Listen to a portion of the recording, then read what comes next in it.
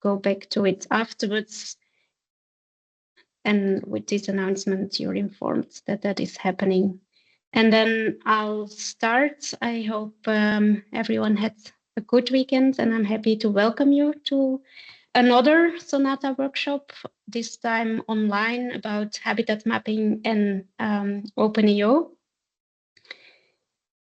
What we're going to do today is to familiarize participants with habitat mapping based on Earth observation data and in situ data. It's mainly my colleague Lori who will do that. And we will introduce openEO, the environment, and get you or support you, guide you in getting started with basic libraries and functionalities, such as getting data, feature extraction, but also multi-job manager, the multi-job manager, and specific workflows, and with a focus on those that are used in habitat mapping. Maybe I can also introduce myself to you, because we have a lot of people here in the room that we know from working together with in the SONATA projects, but there's also people from the organizations involved in the SONATA project that joined this session, this workshop. So my name is Eline van Uitrecht, and I'm a project manager at the Natural Capital Accounting and Biodiversity team in VITO. VITO is the Flemish Institute for Technological Research. Within SONATA, I'm leading work package 1, the data mapping and optimization work package, that is. So welcome also people who joined a bit later. You can still see the aims of this workshop, which is about habitat mapping and openEO on the screen. I'll quickly go through the agenda. So the workshop is a full 2-day workshop. We have 1 day today and another tomorrow. Today, we will focus mostly on openEO, but Lori will also introduce the reason why we think it's useful, relevant to use openEO for habitat mapping in SONATA. And afterwards, it's my colleague Hans who will introduce openEO, the CDSE, and guide you through the guide you in your first steps, maybe with openEO. And it's really a hands-on workshop, so you will get your hands dirty and make exercises through which you will be guided. So we work until 12 o'clock, and then we have 1 hour lunch break, and afterwards it's mostly the hands-on part until 4:15 today. Tomorrow we will open with a slightly different session, the first 1 hour and a half, in which we talk more about habitat mapping and the different steps in there. And after 10:30, I believe, or from 10:45, we go back to the more technical part. Then there's not much left for me than to introduce our speakers. So I already told shortly what they are going to cover in this workshop today.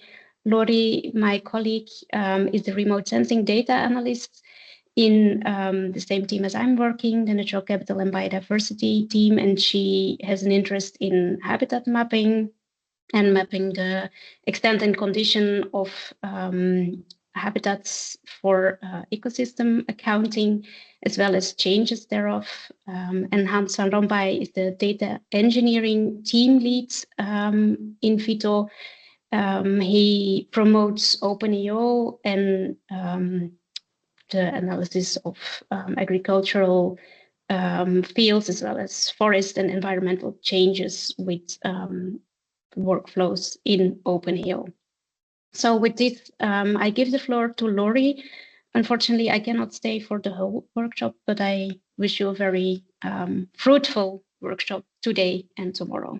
Lori, over to you. Yes, thank you, Eline. Thanks for opening the workshop. Hello, everybody. So my name is Lori, and I'm really happy to welcome you to the workshop. Hope that everybody can hear me well. So maybe if someone can, yeah, okay, I see you nodding. I presented, or I have prepared a presentation. Can you let me know if you can see this in the right format, in the presentation mode? Yes, we can see it. Okay, Indeed. nice. So let's go back for a second. Yeah. So first of all, welcome everybody. So I'm going to start a bit very general, just saying we are from VITO, that's the Flemish Institute for Technological Research, and so it's an independent research institute in Flanders in Belgium, and we work at a national and international level, and we are actually working on all kinds of research about sustainable development and working on sustainable solutions for a better future. There are certain domains where VITO is active in. You can see here in the energy sector, soil, water, and so on. But the team that will be presenting today and tomorrow, me too, me again, will be the land, or mostly actually the people in the environmental intelligence unit.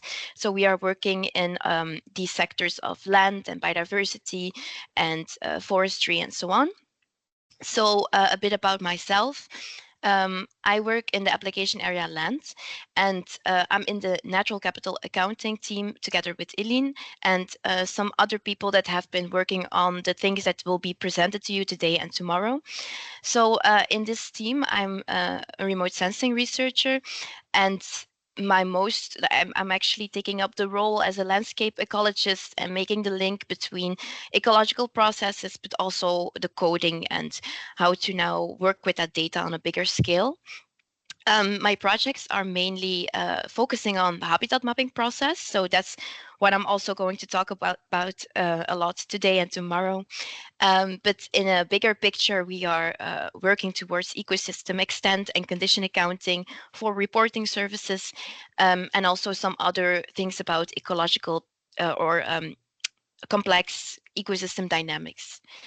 So in the SONATA project, I'm going to explain a little bit what VITO's role is, but also because I know that there are some people in the room that are also not really familiar with the SONATA project, going to try to link the pieces a bit together so you can understand what the project is about. So first of all, VITO is the leader of Work Package 1. So that is all about nature infrastructure mapping, modeling. So in a bigger picture, it's about finding out how we can implement nature-based solutions in a spatial context for agricultural purposes.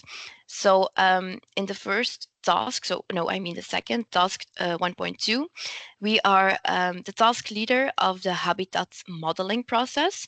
So that means that we are using a lot of remote sensing inputs, but also some other inputs such as climate and soil data, where we do pre-processing and processing of these images. And our main purpose is actually to develop the best system for habitat mapping, and we are going to do that also in collaboration with the BIOS partners. And at the end, we want to produce a high-resolution habitat map of the Vojvodina region in Serbia.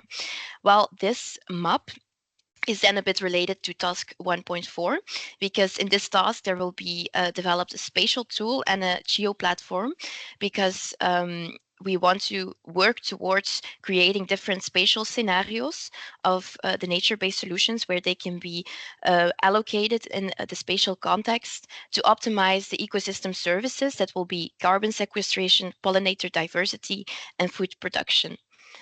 Now, why? So I think I already explained a little bit why we do the habitat mapping, but to make it very clear and a bit more tangible, is the habitat map that we produce in task 1.2 is the input for the task 1.4, because based on the habitat map that we create, that will be quite detailed. It will be on a detailed level that you can really see which kind of grassland is this, which kind of cropland is this, which kind of forest area, and so on.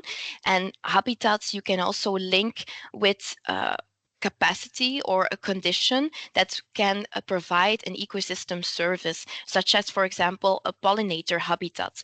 And this is important when we're looking at the ecosystem services that we want to optimize in the SONATA project in this agricultural context, because we want to see when we have our plain hub, or like our original habitat map, with the allocation of all these different habitats, how they are at the start, what kind of capacity does the landscape have to provide these ecosystem services from the beginning, and how can we maybe optimize the implement when we start using a certain allocation or spatial configuration of nature-based solutions in the landscape, for example, between farmers' fields, between some grasslands or between some croplands. How can we maybe create more landscape connectivity and try to work towards more habitats for pollinators, or maybe more habitats or ecosystem types that can have a better capacity for carbon sequestration and so on. So this is a bit the purpose of experimenting with habitat maps, how they can work towards also being a much more informative system in spatial tools that want to work with nature-based solutions. So I think this is a very interesting field of study, or field, that we want to explore. So I think this figure, something went wrong here. There should be, I don't know if this is, okay. Yeah, so anyway, so this is the habitat mapping workflow. Yeah, the figures are a bit, there's something wrong, I guess, but doesn't matter. Anyway, I think I already explained this figure in the kickoff meeting, but I'm going to go through it a bit quickly because I know that we have some new people too.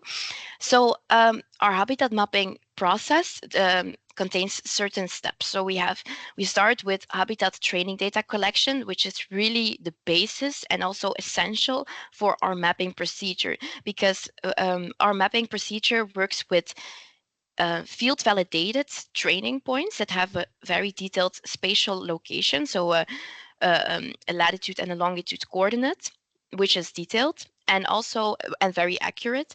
And this location is linked with a certain habitat classification. So if you have the location and the classification, we can use those points, those geolocated points, to extract. For these points, we extract the data that we have for all our different features. We refer to features as we're talking about remote sensing maps, but also, for example, soil data or other biophysical parameters, but they all should be spatial maps. So for these features, for these training points, we extract the feature data, and we can say that that training point is linked with that kind of response of the feature. And this way you can actually create just a very typical specific set of feature parameters, values for that kind of location. And since the location is linked with a classification, we can actually group the features as well in classes. And then we start using that input. So go back for a second. I forgot that I had some figures. So just to show you, this was from a study area that was conducted in the Europabond project. It was in the north of Spain. You can see that we have over the entire study area, we have certain training locations. Then for these locations, we look at different maps and we extract their values.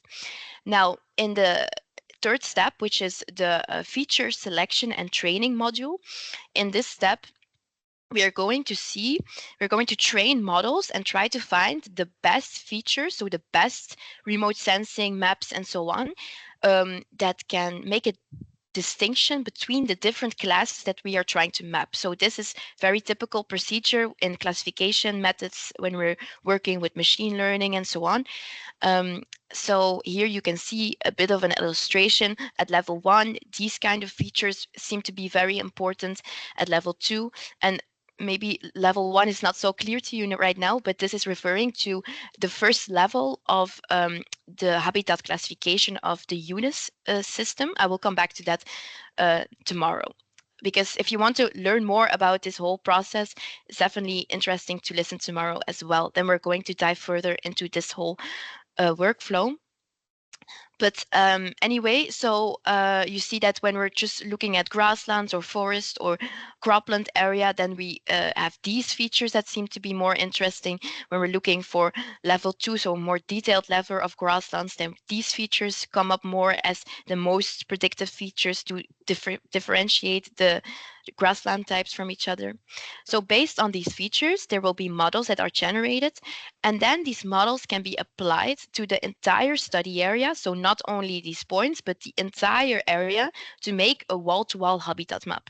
But the output of our models, they still bring forward probabilities. So they still can give you an indication of, in this area, we have actually 60% probability for grasslands, but there's also a bit of more doubt that it might be also cropland, for example. So this is what these probability maps do. And in a very easy post-processing step, we actually say, okay, the one with the highest probability, that class is belonging to that pixel. And then we get a wall-to-wall habitat map. But in a post-processing step, we can still look towards other maps and reference areas, maybe some highly, like very detailed, accurate maps that say, but actually, maybe since there is so much doubt, we should actually give priority to that other class that has been mapped by that accurate map. So this is a bit our habitat mapping workflow in a nutshell. But like I said, I think it's if you're interested to learn more, tomorrow I'm going to go through the entire workflow more detailedly. So then it will be interesting to listen as well. Now, I think today the main purpose is going to be openEO and CDSE. So we are working towards bringing our entire habitat mapping workflow in openEO. It might still be a bit of a Chinese word to many people, so I'm going to explain it a little bit, but we also have an expert in the house, so I should watch my words. But so openEO is the open source service. It's an open source service. It's a certain form of coding that focuses on trying to simplify a lot of the Earth observation data processing steps and analysis. So it wants to make your life easier. So I think today we're going to try to get started with that for many people. So these images try to just show you that in like a very traditional or a regular context, you have to, go through all the steps of downloading the data, pre-processing, trying to create, for example, an NDVI with all the different bands, and try to do that by blocks of your tile that you're processing, for example. And it's going to take many steps and takes quite long. But then openEO tries to provide you with some already ready to go steps or techniques that can make your life much easier for this. And also budget-wise, it can also be a big benefit at the end.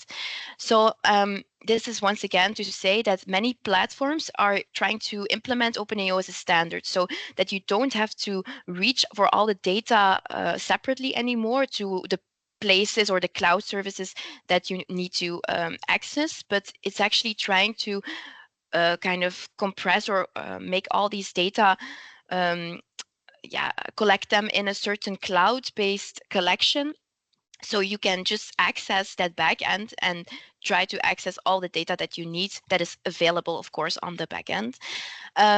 So this is to facilitate the working with the data.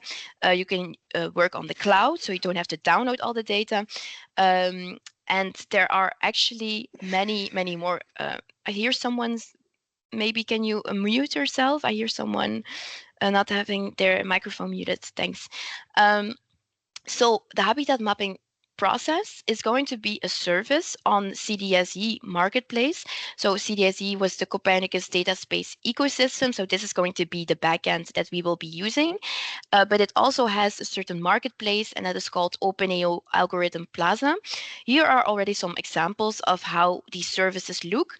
And then actually it might be very easy to just access this and put your training data that you have inside and try to run the mapping workflow like it is on a certain area of your interest. So this is the goal eventually, but the most of the reasons why we want to use the habitat mapping service in openEO is because it has a lot of upscaling potential.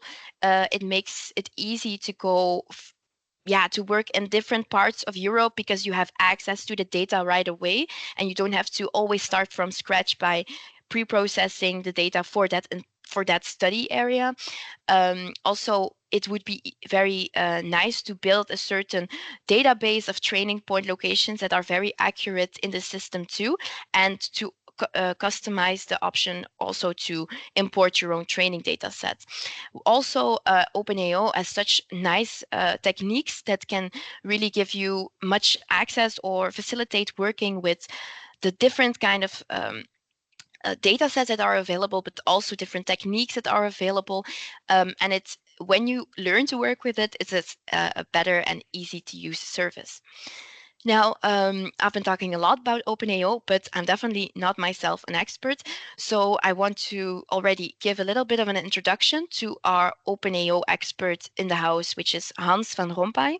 So he's going to be the person that you will be seeing after me, and he's going to really guide you through today through the beginning of working with openEO, what it is. So he's part of the same unit as I am, and he's the lead of the openEO data engineering team. But with a PhD in physics, and his projects are, it's a very broad collection of projects. A big project right now is the Copernicus Global Land Cover and Forest Mapping and Monitoring, World Serial, the WEED, the World Ecosystem Extent Dynamics project. So many projects that are all moving or using openEO to actually facilitate the data handling process. So once more, I want to just quickly show the agenda because I might add some stuff here too. So next will be Hans, who will be giving you just really a good general introduction to openEO and CDSE.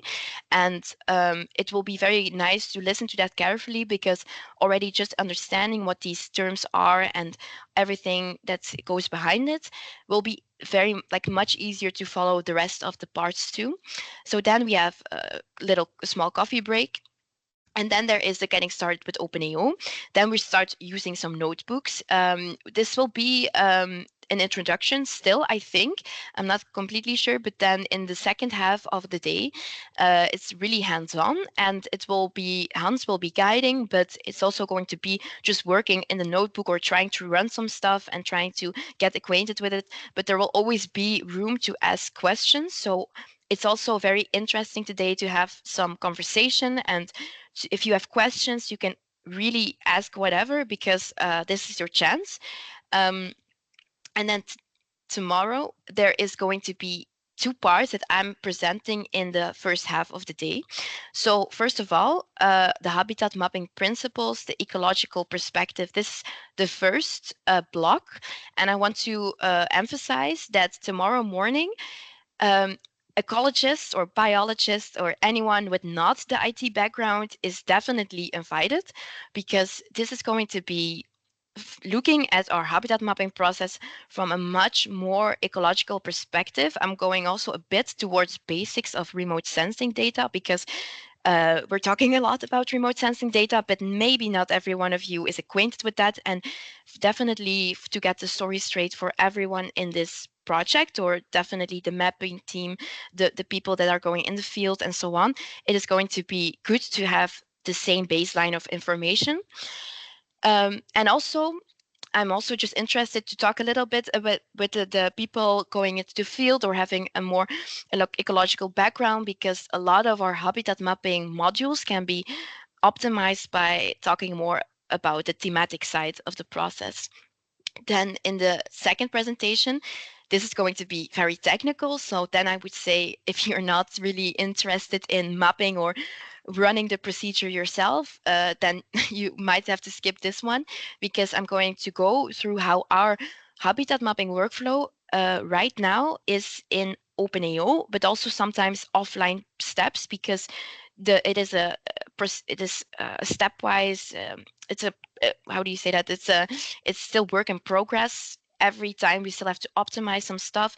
Some stuff are still a little bit difficult to bring in openEO. So I'm going to guide you from the beginning, the habitat mapping, the habitat training data collection, all the way until the end, the evaluation of the map that we create.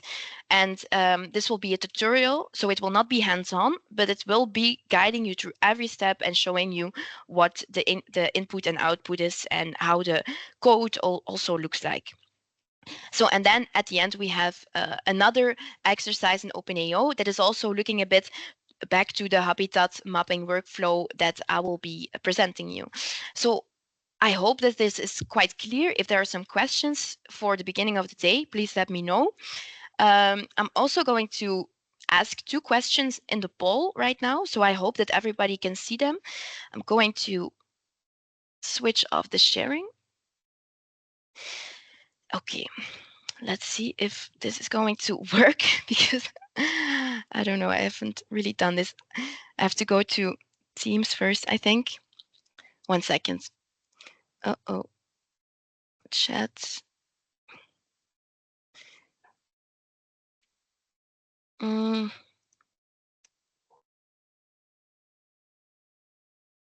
Poll. I think I can do it here. Sorry, I haven't done this yet. Can the participants see the poll now?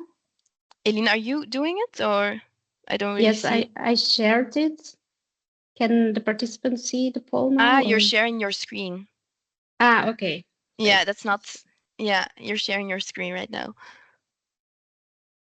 Now I see something popping up in the chat. So, no, that is the last.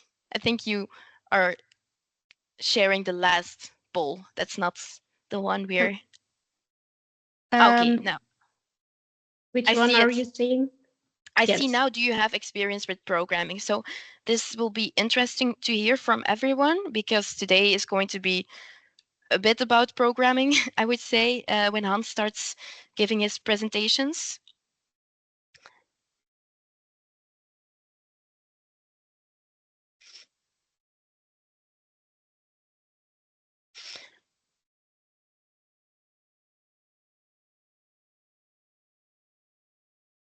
So is everybody able to vote?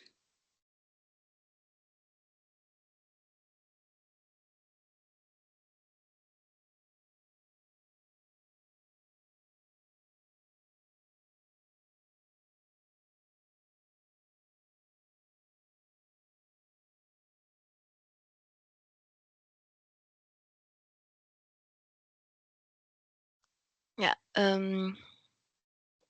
Sorry, do we have to answer in the chat, because there is also a question, how do you feel after today's lecture? Yeah, exactly. That was the last. That was supposed to be the last one.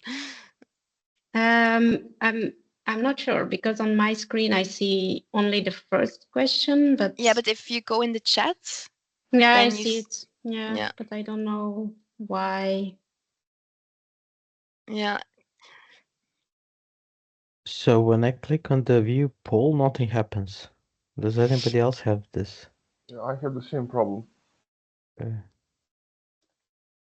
When I click, I get to see the questions. So you get the 4 questions, or yeah, you get the 4 questions, I think. Okay. But otherwise, we can also do it with just raising hands. If that's maybe going to be a bit easier to make it so that we see how many people are responding right now. So let's just see how many people have experience with coding or programming. Can you raise your hand then?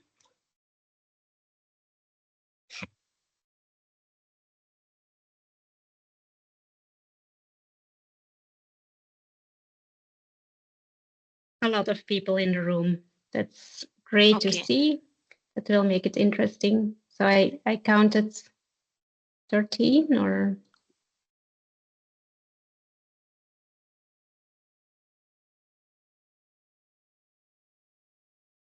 Yes, I think so.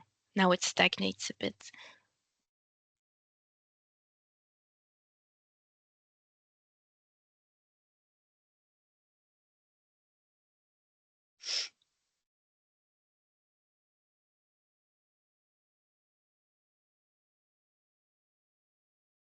Okay, maybe you can now put your hand down, and then we can ask.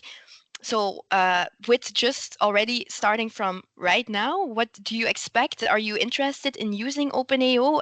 You don't have any background information yet, but I think maybe some people already try to search a bit for some information online or try to get acquainted with it. So do you expect to use openEO, you think? Are you here for learning about openEO, for using it in your daily life or daily work environment? Then please raise your hand.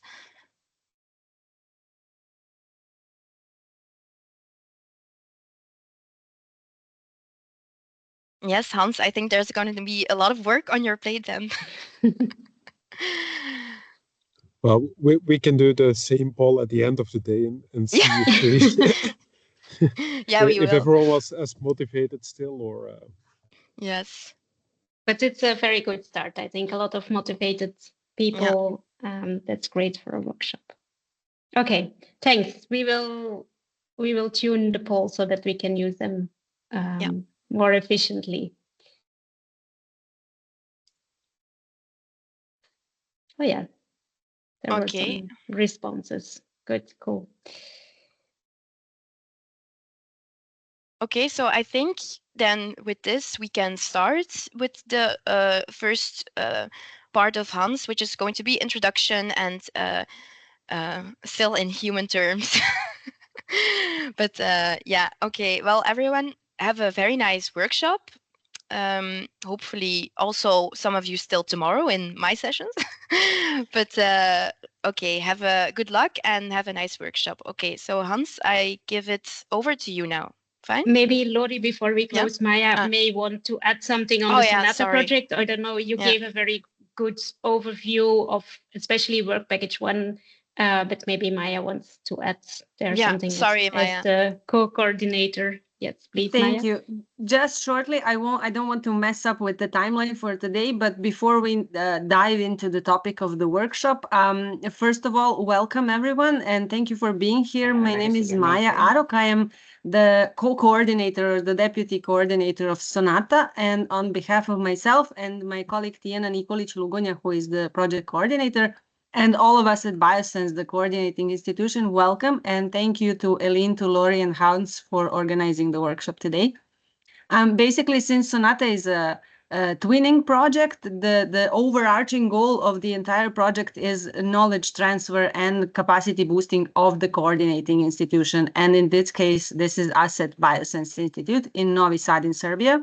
So thankfully, we have such great partners in the project, the Flemish Institute of Technology, the Environmental Hydraulics Institute of Cantabria, University of Oviedo, and the Norwegian Institute for Nature Research.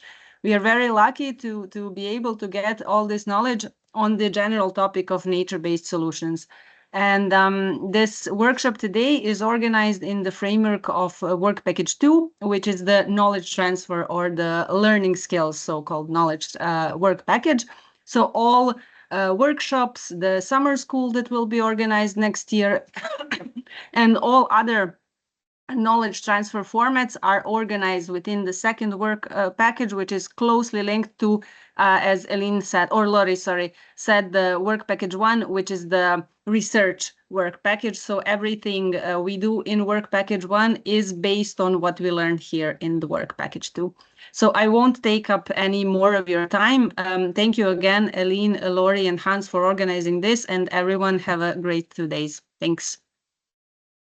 Thank you, Maya, for this very important information, of course, to shape or to give a better view of the SONATA project. I still see 3 hands on. Is that for the poll still, or do you have questions?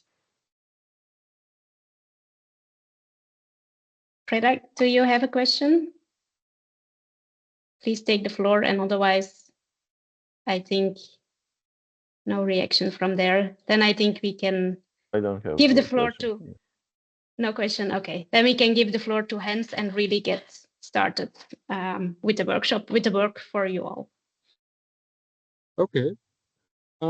Yeah, first of all, thank you for the nice introduction. Let me move here to presenting mode. So I'm Hans Vanrompay, team leader in the openEO team, and our main task is elevating projects using openEO. So I think Lori gave a brief overview of the type of projects we work on, such as SONATA, World Ecosystem Extend Dynamics, and the whole idea is that we use openEO to move from let's say, a small research proof of concept, which you've tested maybe on an individual country, and that we use openEO as a tooling to create world-scale continental maps, thereby elevating the impact of your research. And that's what we try to do on a daily basis. So in this first slot, I'll first go to the basic concepts of openEO, and I'll also introduce CDSE. Now, since I only have one screen, I won't be able to see raised hands that easily, so feel free to simply interrupt me if something is unclear or you're interested in a particular subject. So first of all, I'll try to rehash a bit on what actually openEO is. So you've seen this slide before with Lori. So back in the day when you wanted to do your Earth observation research, as Lori introduced the SONATA framework, you saw that for training their machine learning model, they want to investigate which data sets can we use to train our optimal network. If you're going to use different data sets which are hosted on different platforms, that means that for each of these data sets, you would need to create a separate login, a separate authentication. You need to use a different API or a different type of tooling to find the box around the location you're interested in. You'll need to download this data, store them locally, and then do that for all these different data sets to then perform your offline training. And this was a very inefficient, time-intensive way of working. And that's what we try to resolve with openEO.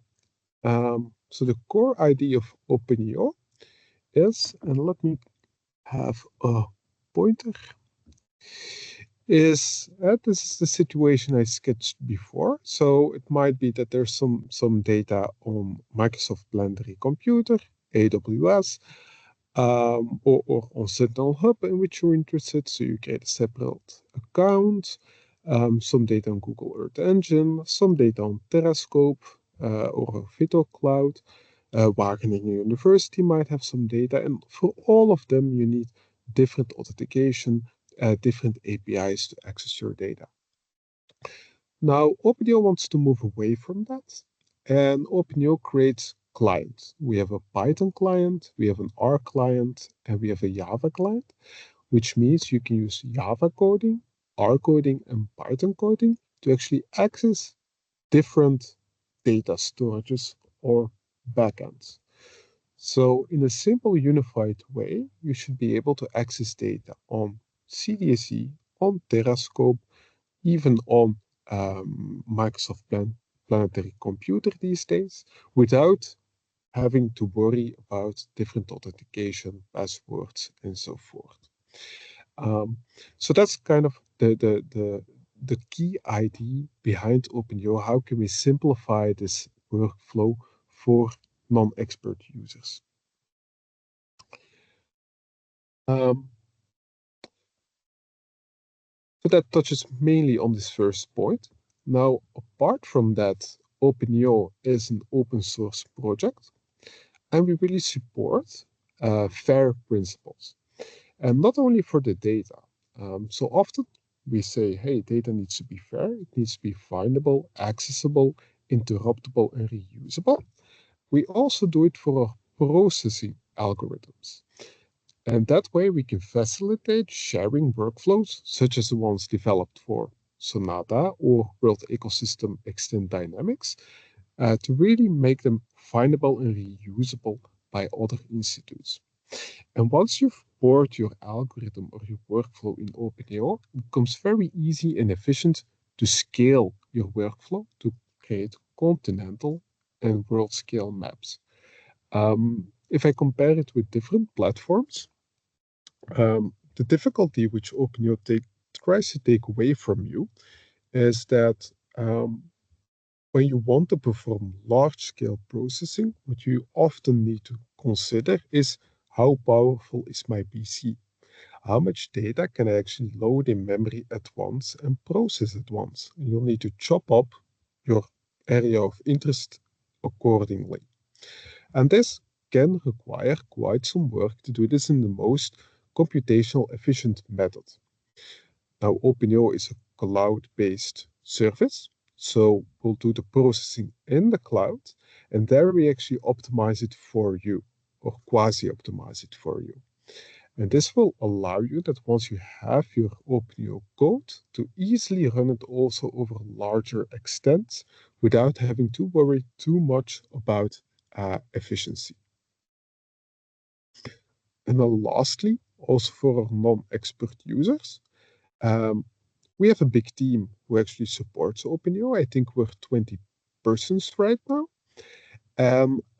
What also means that if there's change in underlying coding packages, we try to avoid users to notice this. So if there's a change in an underlying package which causes an error, we try to catch it and already fix it before it reaches the users. And in that way, you should have a stable configuration and a stable way of working without having to worry too much about all the package management and so forth. So it's really a tooling which will grow more and more towards non-expert users. Okay, so I think that's a bit the motivation on why we work on openEO and how the concept grew. So what I want to do now is introduce you to a couple of core concepts, which will later on also be, which will later on come up as well in the hands-on notebook exercises. So that way, these notebook exercises will be a bit more meaningful if we already know the basics on this concept. So how does openEO consider data?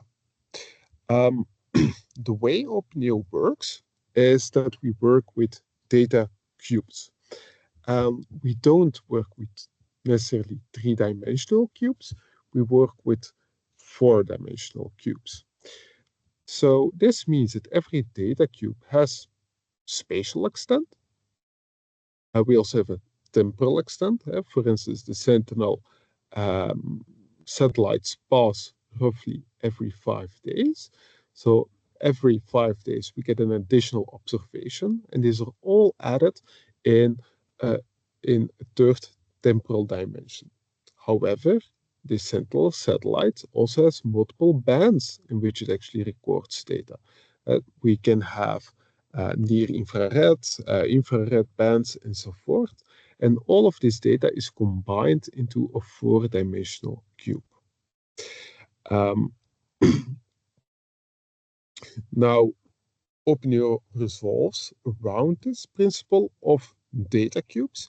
So in the next step, we'll see quite a lot of very common processing steps which directly work on these different dimensions. On the spatial dimension, the temporal dimension, or on the band dimension, which in this case are the different hyperspectral bands which are observed by a single satellite. Then another core concept, of course, on openEO is that we don't do local processing. It's a cloud-based service. But this I'll introduce a bit later. in hands-on. So let's take a look at some common processing operations in openEO. This is another visualization to consider on how the data will look in openEO. For every time step, we'll have multiple two-dimensional bands for a single satellite. Now, if you want to work with this data, how does a typical openEO workflow look like? Well, okay, let me think. I think I'm going to swap this quickly around. Sorry for the live demo effect. There we go. Yep. Okay, so remember, we have our four-dimensional data cubes. And the first very common operation which we do is filtering. It might be that you don't want to download all available data. For instance, when we're using Sentinel-2 data, Sentinel-2 is very sensitive. Well, in Sentinel-2, we not only observe the Earth or the surface of the Earth, we also observe the clouds. So we might want to filter away dates which were very cloudy, on which we don't see anything. Apart from that, it can be that for specific workflows, we're only interested in near-infrared information. Or that for your workflow, you're only interested in the country of Spain or in Antwerp specifically, so you want to do some spatial filtering. So this is a typical operation, which you'll see back in the notebook examples, data cube filter, where we will do filter bands, filter bands, filter time, or filter spatial, which will allow you to actually more specifically get the data in which you're interested. And by doing so, we can download data much more precisely in the area of interest, the bands of interest, and the time of interest, thereby lowering the actual processing costs and making your workflow much more efficient. So this is typical operations which you'll see come back in the notebook examples quite a lot. Another typical operation which we support is data reduction. I think in the SONATA workflows, for instance, when you want to train your neural network, we don't directly train on all band information or on all time information. For instance, as function of time, we won't look at all the observation, but we'll look at the maximal intense observation along the time dimension, the minimal intensity observation along the time observation, the mean, the median, and so forth. So this is typically a data reduce operation, because what happens? Well, if you start with a cube, for instance, with 3 temporal observation, we might only keep 1 temporal observation, thereby reducing our data cube. We don't only support this operation along the temporal dimension, but we can also do it along our bands dimension or even spatially. That we reduce here a multi-pixel image to a single pixel that will keep 1 digit for each time and band stamp, thereby creating a 2-dimensional image. So this reduction is a second operation which you'll often see coming back in the notebook examples. This one, I think, is very common. It's resampling. It can be that you're not interested in all, again, time, in all time steps, and you don't want to use a 5-day interval, but for instance, a monthly interval or a yearly interval, then you can resample your data to your new temporal sampling of interest, or you can even interpolate your data and create a higher frequency of data if this is, for instance, needed for your machine learning approaches. And we also, again, not only support this in the temporal dimension, but also in the spatial dimension. And you can upsample your data, creating a higher resolution, but you can also downsample your data, for instance, for computational efficiency. Then I think this is the final one, which is very often used. It's a very general one. Tomorrow, we'll go in quite a lot of details on what you can do with DataCube Apply. It's also what we use for applying machine learning kernels on top of our data. But here we actually apply a process across our DataCube, and this can be a very simple process. For instance, taking the absolute value of every entry, but can also be a filtering operation where you want to apply a kernel across your data to, for instance, smooth your results. And on this apply, we'll actually go in quite a lot of detail tomorrow. Oh, and then there's, of course, aggregation. This is a very specific form of, let's say, spatial filtering. If you have a certain polygon, for instance, for a field in which you're interested, or in a city part you're interested in, well, then you can also aggregate your data, meaning that you'll create, for instance, an average or a maximal or a minimal value for a polygon.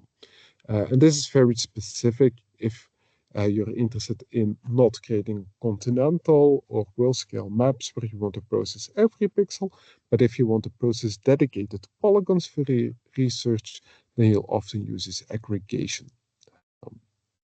Okay. Maybe before I go into the next subject, was all of this already clear, or are there any questions here? If so, raise your hand. See?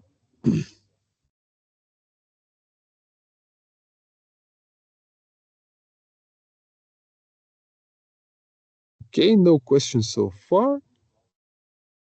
Then I propose that I continue with explaining how you can now actually work with openEO. So how does openEO work? openEO is a cloud-based solution for processing your data. The benefit of this, in that it's cloud-based, is you can do it from your standard laptop. You don't need a beefy computer yourself or access to a high compute facility. You can use openEO and scale up your workflow to get the job done for you. I'll first introduce these basic steps, and then we'll take a look at the first example where we actually go through these different steps. So if you want to use openEO, the first thing which you'll do is authenticate. This means you log in. You log in into the cloud-based service, which offers data and has computational capacities for processing the data. You'll see we do this in a very simple step. We say, hey, connect to this backend. Remember, a backend is cloud-based storage / processing facility. And we authenticate. So we log in. Now, once we've logged in, we want to load in data. We want to use data for our processing workflows. And for that, we use a very simple load collection operation. In the example showed here, we'll load the Sentinel-1 collection, and we give in our spatial area of interest and our temporal area of interest and our bands of interest. So what happens in the background? Remember that I introduced this filter, DataCube filter principle, where we can get specific data for specific spatial, temporal, or band information. And this operation is already used here in load collection. So we give our area of interest, or temporal extent of interest, and our bands of interest, and this will allow openEO to only download very specific data in which you're interested. And by only downloading this specific amount of data, it will become much more lightweight for processing your data, ensuring faster results, but you'll also ensuring faster results and also faster download, of course, thereby lowering the cost of your actual processing operation. It can be that you're purely interested in raw data, for instance, for training a machine learning model, but it can also be that you actually want to either process the data, for instance, calculate the NDVI and download the NDVI, or it can be that you have a complicated workflow of your own, which we often refer to as a user-defined function, which you want to apply on the Sentinel-1 data. So that's then typically the next step, which we see, that we apply an operation. Tomorrow, we'll go in quite a lot of depth on this user-defined functions. And then finally, we write the results, so we download their data. So let's first take a quick look at how this looks like in execution. And for this, I'm already going to go a bit a step further from where we've been. So far, I've been introducing openEO. We have a coupling to CDSE, and CDSE offers computational virtual machines. So we'll actually use one of these virtual machines to introduce the standards of openEO. Oops. So feel free to browse to Dataspace Copernicus EU, analyze Jupyter Lab, and follow. Oh, that was an accident. Follow along with me. Come on. There we go. So on CDSE, we have a certain Jupyter Lab, where we also have a couple of user examples for openEO. And we can now go there and take a quick look at the first example. So normally, before we started the workshop, you should have already made an account. So then you can easily log into the CDSE as done here. Now, if you want to access the Jupyter Lab, you can request a certain server, which has certain computational benefits. So we have very small servers with 2 CPU cores, 4 GB of RAM. We have a medium server with 4 GB of RAM, and a large server. Now, in our case, since we're going to use openEO, a small server should be fine, because our processing will actually not be done on this small server. This small server is only used here for downloading the eventual results and visualizing them. So let's move forward and request a small server. This might take a bit of time, so it's a live demo effect, but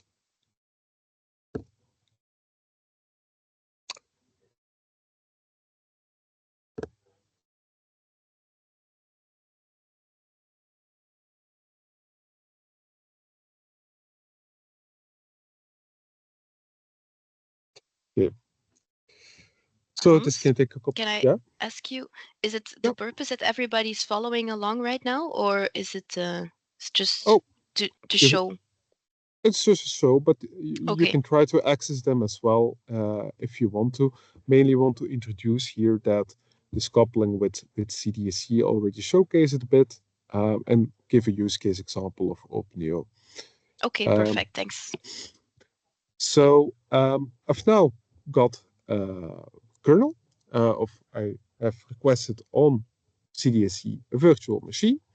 And the nice thing is it comes with a couple of pre-installed kernels for a notebook. What does this mean for non-expert users? Well, notebook is a very simple concept, which is often used in Python, but also in R, where we can share workflows, but also additional information alongside it to showcase how we can work with openEO, we can write a bit of an explanation, write some code, and so forth and so forth. Now, when you want to use this notebook, of course, which contains code, you need to install some packages. If you want to use NumPy, you need to have NumPy installed. If you want to use X-Ray, you need to have X-Ray installed, and so forth and so forth. So an advantage here is that we have a pre-installed openEO kernel, which ensures that we have a compatible package which contains openEO and the underlying packages, which we can then use within a notebook. And then it also has a couple of samples, openEO samples, a couple of notebooks, in which you can already take a look and try to work with. So, and in this notebook, we again see this common concept coming up. The first thing which we want to do is we want to make a connection and we want to authenticate. So it's been a while since I've logged in. So I connected to the CDSE backend and I requested authentication.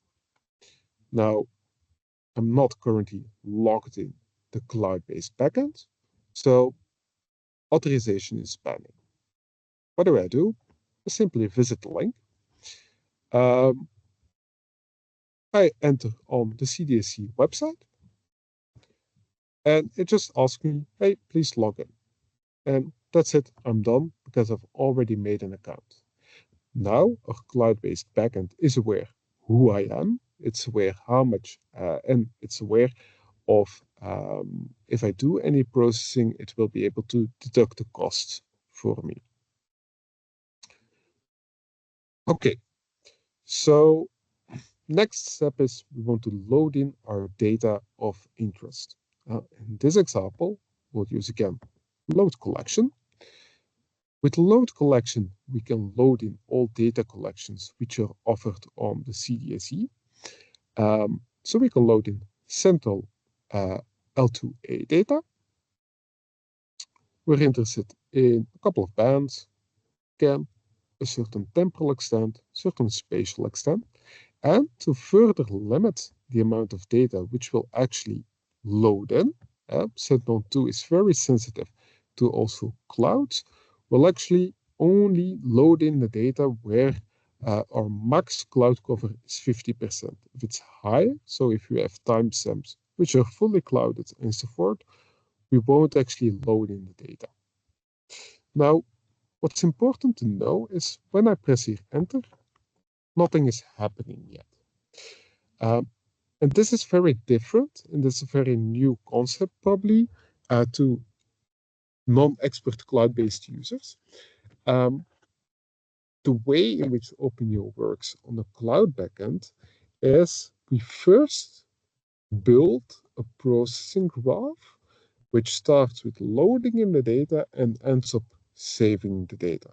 And this is all done lazily, meaning nothing is happening, nothing is computing until we actually say download the result.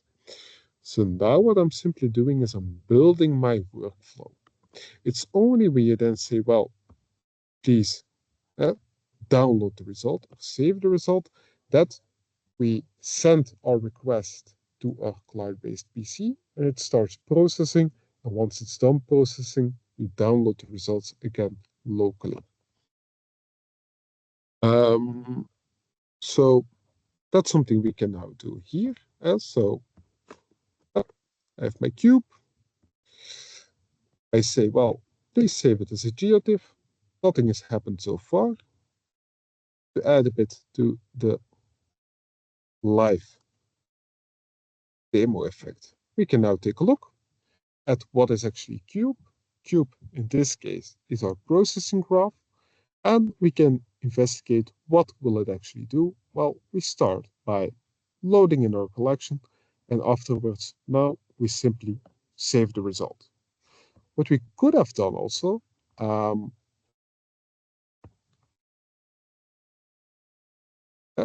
what you can do, as in the example saved before, we could also say, hey, cube is now cube.aggregate temporal, for instance, max, and we can add this in our processing graph, and that way we'll load in the data, we'll take our maximal values along the time dimension, and then we'll only save the results. This is something which we'll do in the next notebook example. But then finally, now we simply want to extract our raw data for now. We say, now please execute the batch job. And now you see something again very different to your local processing. What has happened? Well, I logged into the CDSE cloud-based backend. Imagine that this is simply a very big PC standing somewhere in Poland, in this case. I've built my processing graph, and I've told what I want to do with openEO. When I say execute batch job, I send in my request to this big PC in Poland, which offers the data and offers the processing capabilities. And what it does is it puts me in the queue. So my job is currently not doing anything. It might be that 10 other users are also trying to use this big PC, and they were a bit faster than me. So their job will be now processed first, and I'm still waiting in the queue. It's only once my state goes from queued to actually created that my job has been assigned to this cloud-based backend, and we can start operating, we can actually start processing our job. This is something which for a bit of R&D work and so forth is fine. If you want to upscale and really create continental or large-scale maps, we create dedicated accounts with dedicated computational resources, which allow you to process non-stop. But you can see that after 1 minute of waiting, the big PC had a slot free for me, and actually my job got running. So now it's actually processing the data which I want. I'll skip a bit ahead. This job is also an interesting object. It has some information. To each openEO job, we give a certain identifier. This is mainly a very helpful identifier if you run into issues, because then you simply send them to us and we try to figure out for you what went wrong. But we can also take a look at the status of different jobs and so forth. Finally, we executed our job, which means we have now saved our data. These are the different TIFF files. These are then saved in your local path, back on your local machine, or in this case, in my small server on CDSE. And then you can also visualize this result. So you can see we downloaded, I think, 4 temporal time steps. We only had 4 time steps where the maximal cloud cover for Sentinel-2 data was 50%. This includes 3 days with barely any clouds and 1 day with some clouds. I think we also used some summer months probably. Let's see. The month of May. So then we don't expect a lot of cloud. If you, of course, go to December, November, October, you'll see quite a lot of more clouds in Europe, and you'll have less data with this filter. So I think this shows a bit of this basic concepts, and we authenticate to our cloud-based data platform, which offers the data, but also offers computational resources. Here we use the CDSE, on which I'll go into more depth later on. We tell them, hey, please get some data. You can access, you can add your processing pipeline in a very Pythonic way or using R. And then it's only once you say execute this batch job that we send a request to a cloud-based PC, and we are added to the queue, and it will start working. Before I go any further, is this entire cloud-based way of working, is this clear, or does this raise any questions?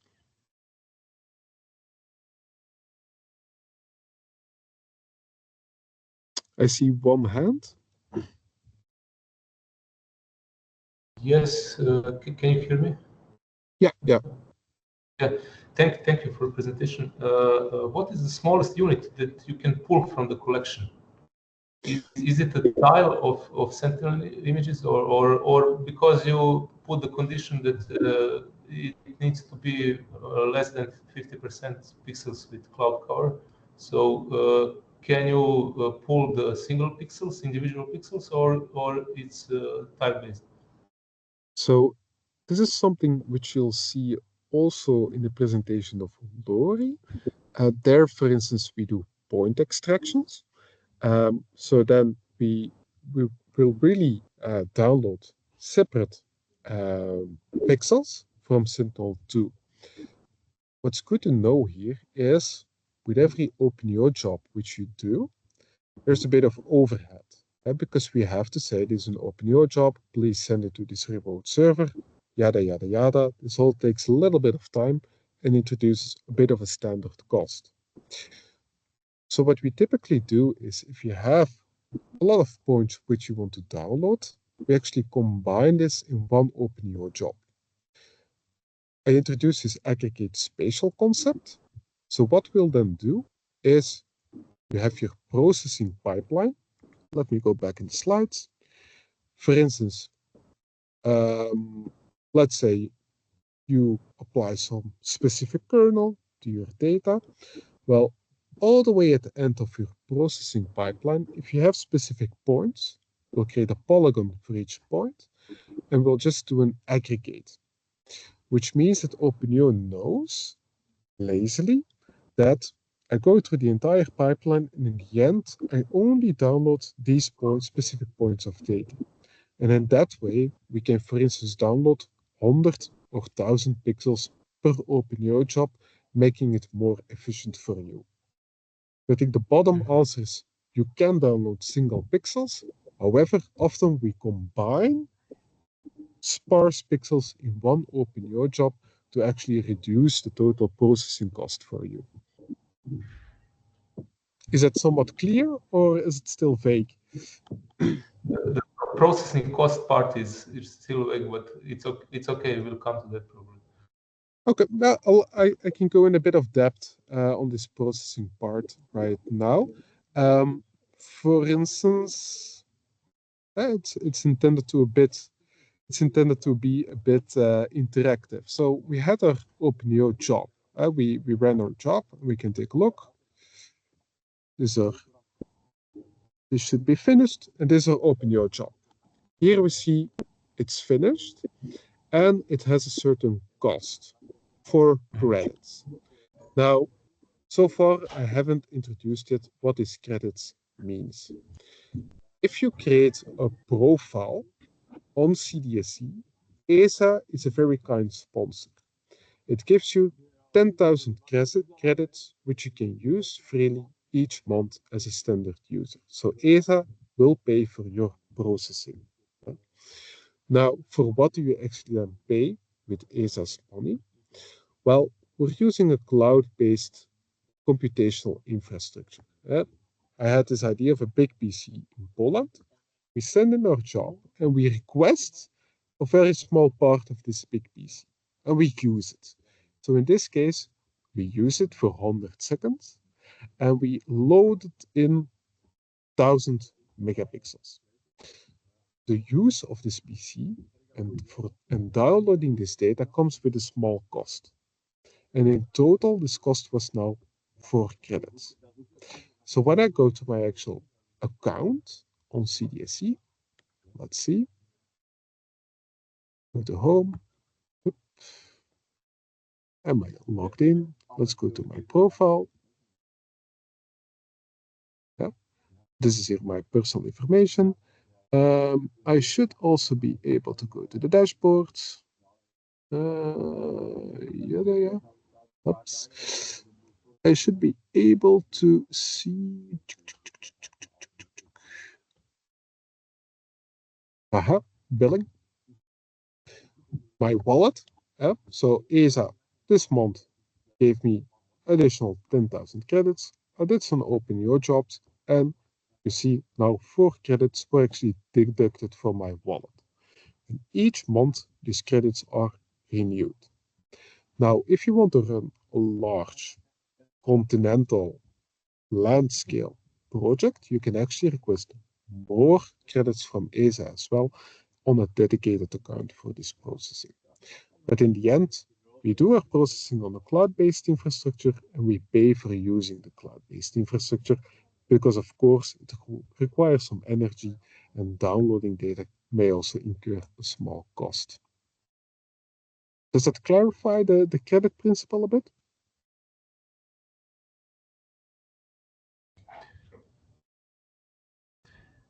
If does anyone else has a question?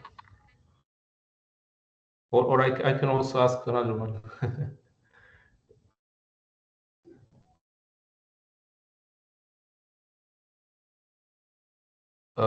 In case that we want to terminate the job, sorry.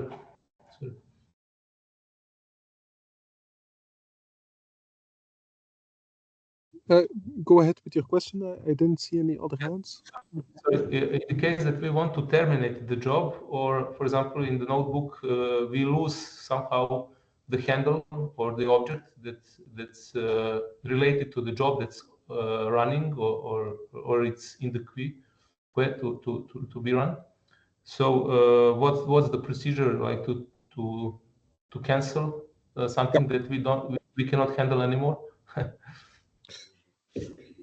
So we'll see this later on in the slides as well, but it's always nice to try to visit this from the to do this live.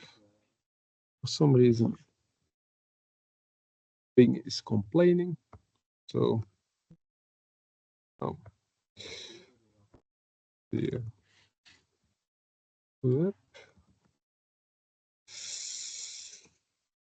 Zips. So CDSC, you'll also get the links, has a certain web editor where you can keep track of all your jobs, and it easily also allow you to cancel jobs. So I'll log in.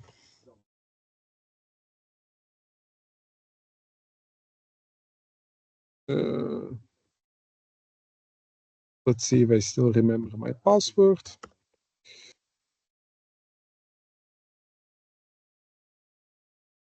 Nope.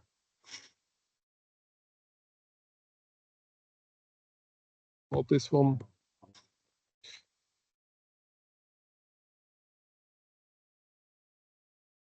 Oh, okay, let's try Google.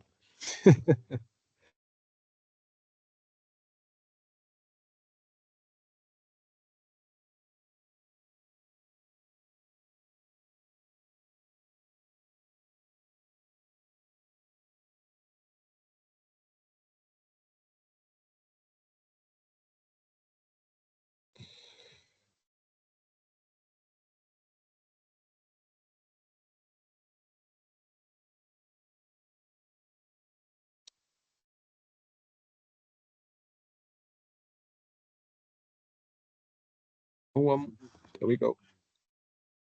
Okay, the web editor. Okay. So we also have a nice web editor. And I can actually go to the link here. The CDSC contains quite a lot of information as well on this.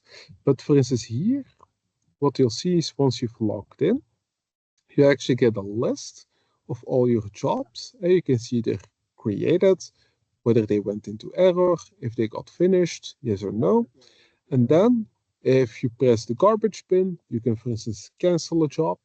You can download your results. You can look at the debugging information of your jobs and so forth. So this is typically something we do through the openEO web editor. I'll try to see if I can log in the afternoon. There seems to be something wrong on the web editor side from CDSC. But I'll touch upon this as well in the presentation. So maybe it's good if I then move back to the slides to go in a bit of depth on what the CDSC actually is.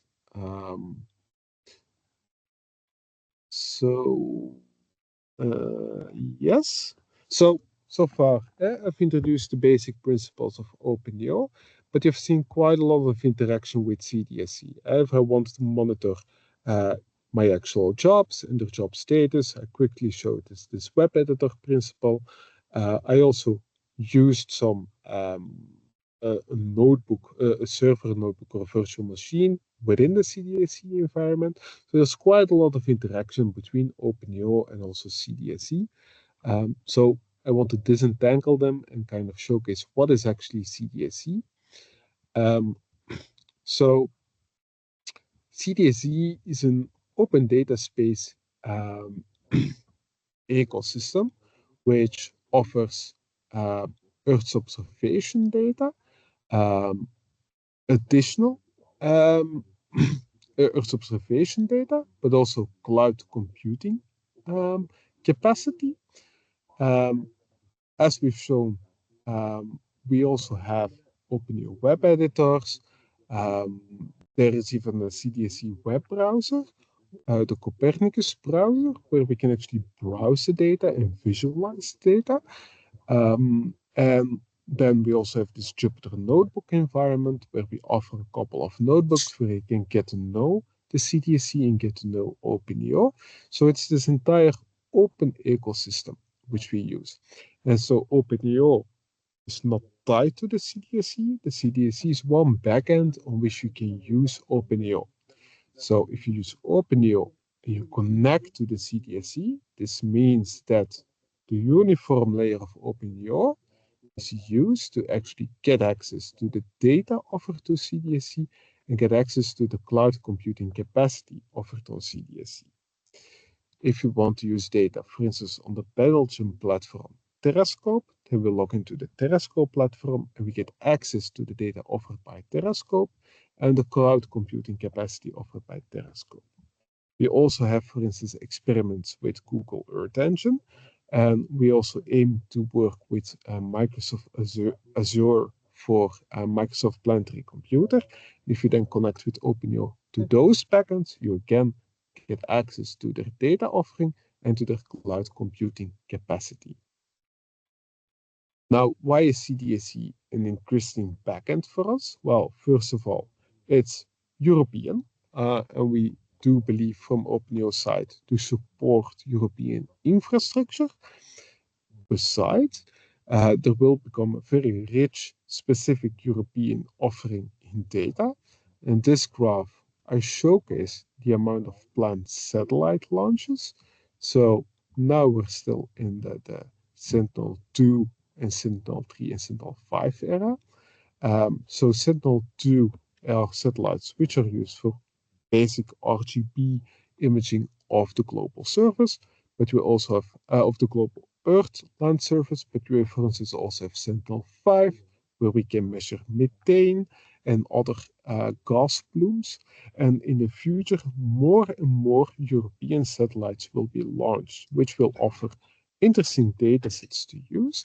And all this data will be stored on this Copernicus data space ecosystem. So by using this backend with openEO, we will be able to access all these data sets and actually combine their data in workflows. And this is, I think, a big advantage here also of the use of openEO, that will facilitate for you accessing these different types of data and combine the data output, for instance, for your machine learning workflows.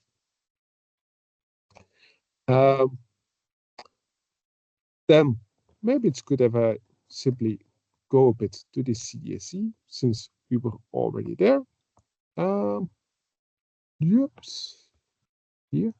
So Copernicus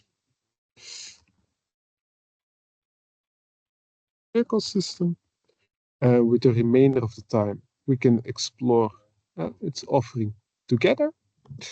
So this is a data space ecosystem. If you go to support with quite a lot of documentation and also a forum on which you can actually ask questions, for instance, about openEO. Now, what's in the documentation? Well, we can find information on the various Copernicus Sentinel missions. we can get information on what's the type of data which they're actually observing.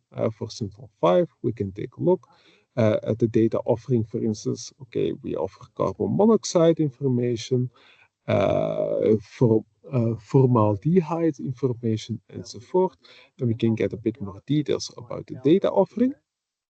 But we also offer information not only on the data, but also on the APIs which are onboarded on CDSC. openEO here is a very big one. So then we can again get some basic information on the use of openEO. Some information on data cubes, data collections, typical processes which you can use in openEO. We can even get a list. We can take absolute values. We can, let's say, this dropping of dimensions, reducing your data cube, filtering bands, filtering labels, filtering spatial. And if you click on one of them, you get a small code example on how you, for instance, can use it as well. So all this information has been onboarded on the CDSC website as well, making it very browsable to you. We also provide some additional information on how do you authenticate, where do you make your account, to kind of help onboarding new users. And some information, we give some pointers, for instance, to openEO specific information on the Python client, the R client, and so forth. Now, CDSC is not only an information platform. It also offers, for instance, this Copernicus web browser. This can be interesting if you want to do your workflow and you want to explore the available Sentinel-2 data to get a better understanding, for instance, on the cloud cover and so forth. Well, then actually we can take a look to the actual Sentinel-2 data or Sentinel-1 data or any other data which has been offered here. So let's take a look at Sentinel-2. We can say, hey, please, let's take a look at which dates have a max cloud cover of 10%. We're very severe. We don't want too many clouds. Then we can see, okay, now we would have, I think, only 4 available timestamps. March, or in February, we can take a look. Oh, then we only have 1 day. Is this actually enough for my processing? Probably not. Okay, then let's include a bit more data. And we can take a look at this day. How does it actually look like now for my area of interest? Okay, mainly clouds in this case in England. France is okay, Belgium is okay. I can use this date, for instance, and I can download this data or start processing on it. So this is really something to explore your data with, apart from visualizing raw data, such as Sentinel-2. We can also have some indices, some vegetation indices as NDVI, and we can also directly visualize these maps as well to get an idea of the NDVI or NDWI and so forth. So this is also something which is offered within the CDSC. Then Lori also mentioned the EO Plaza. Oops. Oh.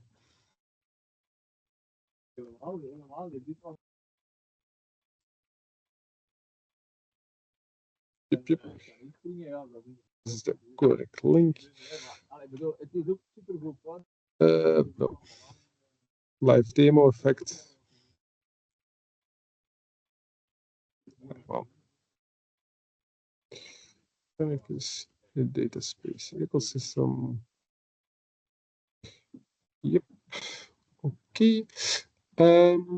Let's see. Quickly go to the documentation. We can go to the different applications. For instance, this algorithm plaza. If we go to the algorithm plaza, here what we do is, let's say you've done your research, you created a really nice processing pipeline, which gives very valuable information, and you wonder, okay, how can I now share this with a larger base, in a larger user base in a very standardized way?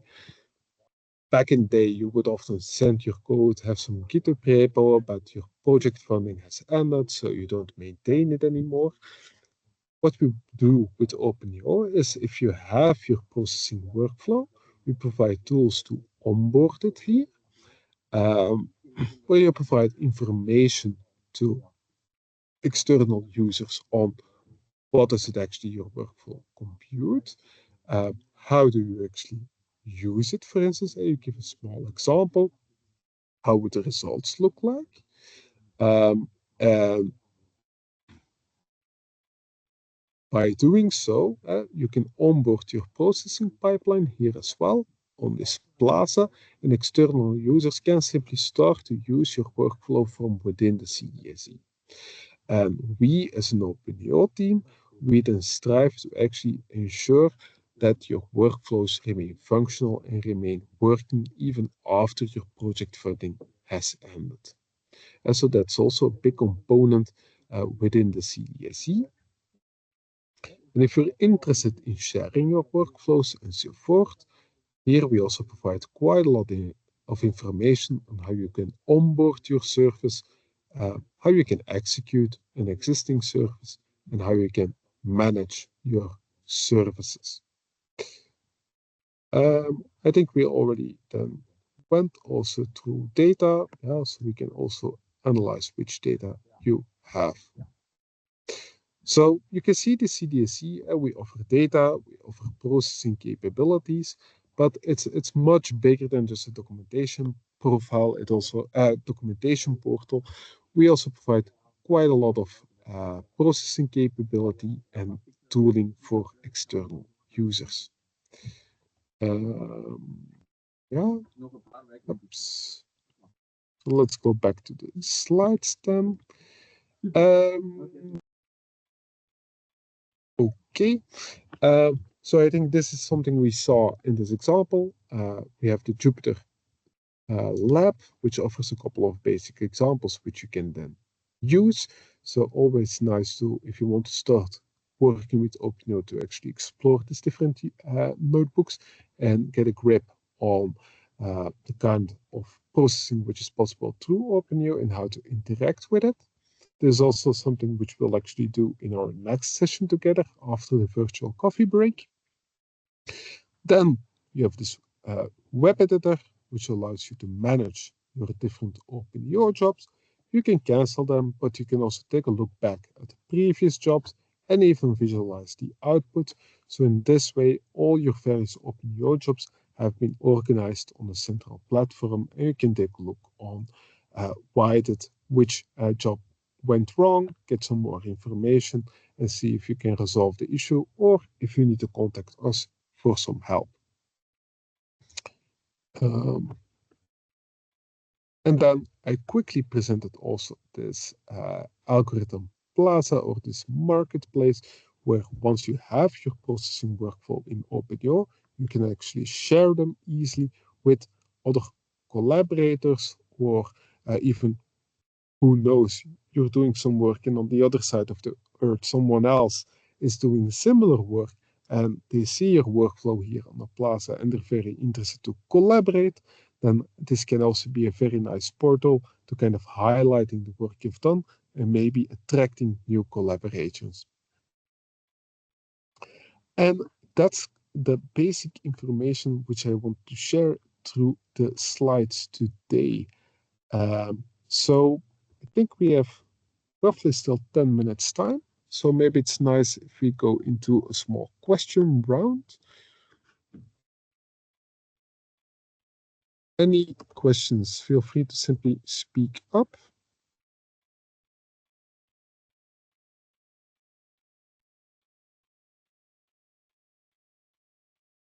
Megan. Hey Hans, I have a question. Yep.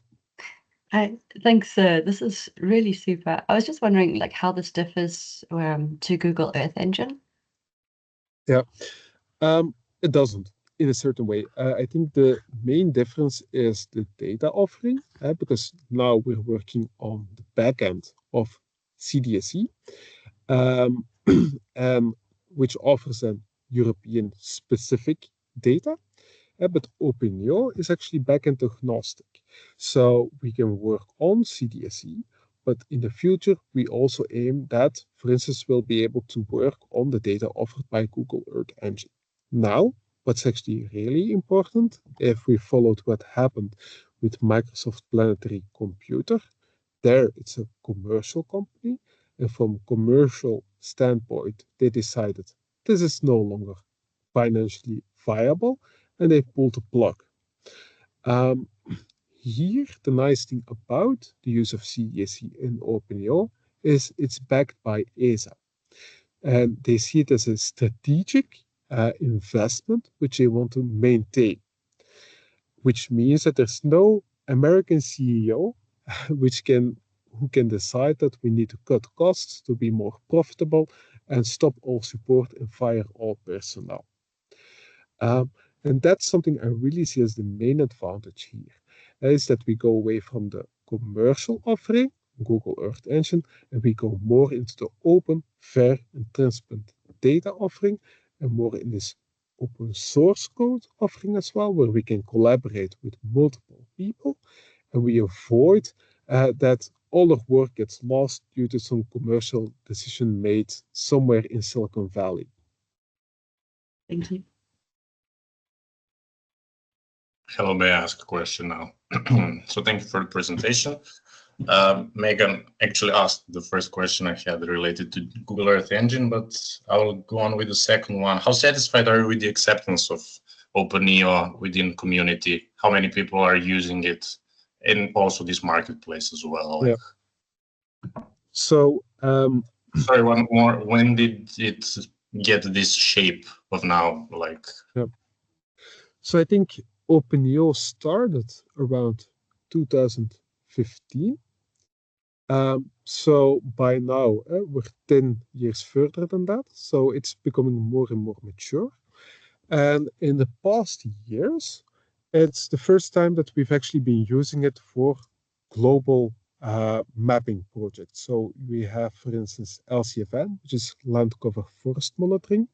They will produce deforestation maps on world scale. And we do this through openEO. So openEO has really moved from this proof of concept tooling to really a production tooling. Now we're able to produce these maps through openEO on CDSE infrastructure. I think global map around 10,000 euros. So the price is very compatible to what you would have if you would do it on your own on Google Earth Engine or on some Amazon S3, Amazon virtual machine. So we've really become compatible there. So I think this really nicely shows the evolution which we're doing with openEO. And even in the past months, there's a certain quota by ESA. ESA offers you credits to use the CDSE and use the openEO, and they have a certain max limit set. And in the past months, we've actually been hitting this limit and really using all of the possible ESA credits which are being offered to our users. So it's really nice to see that there's an update, a real uptake by the community, and it's growing. More and more, we're getting more users, we're getting more projects, and we get a lot of collaboration in between different projects as well. So I think we're in a very happy state where we are. There's still possibility to grow, to continue to become more stable, and so forth and so forth. But yeah, I think we're in a good stage to actually support all different ESA GRC projects along the way. Does that somewhat answer your question? Or yes, it does. I have some follow-up related to what is the part of synergizing this openEO, because they also have their own like central hub and charging for.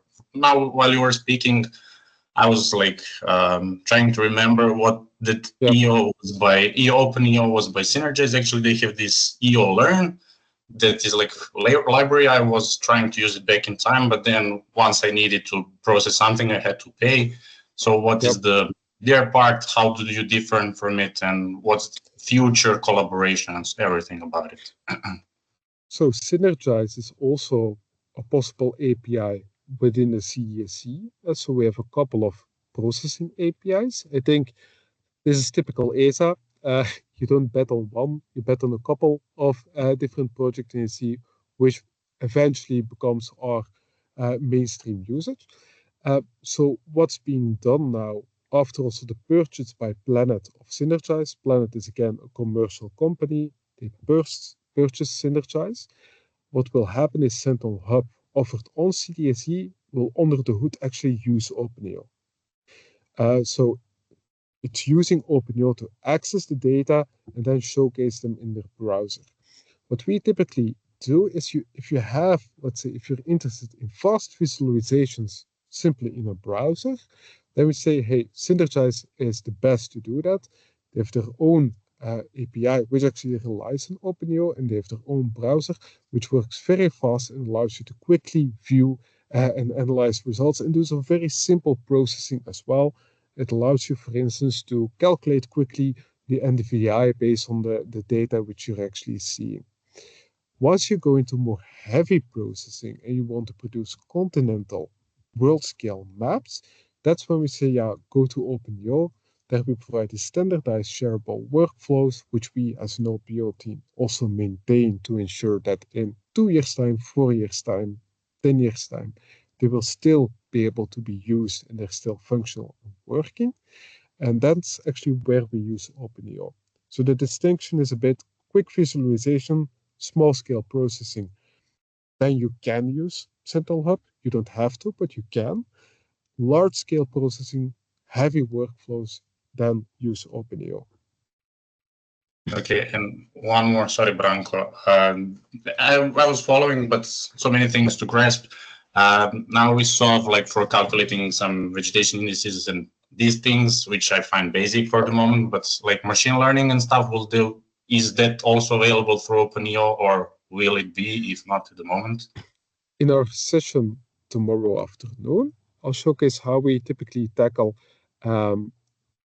model inference in openEO. So we CDSE mainly offers CPU based infrastructure.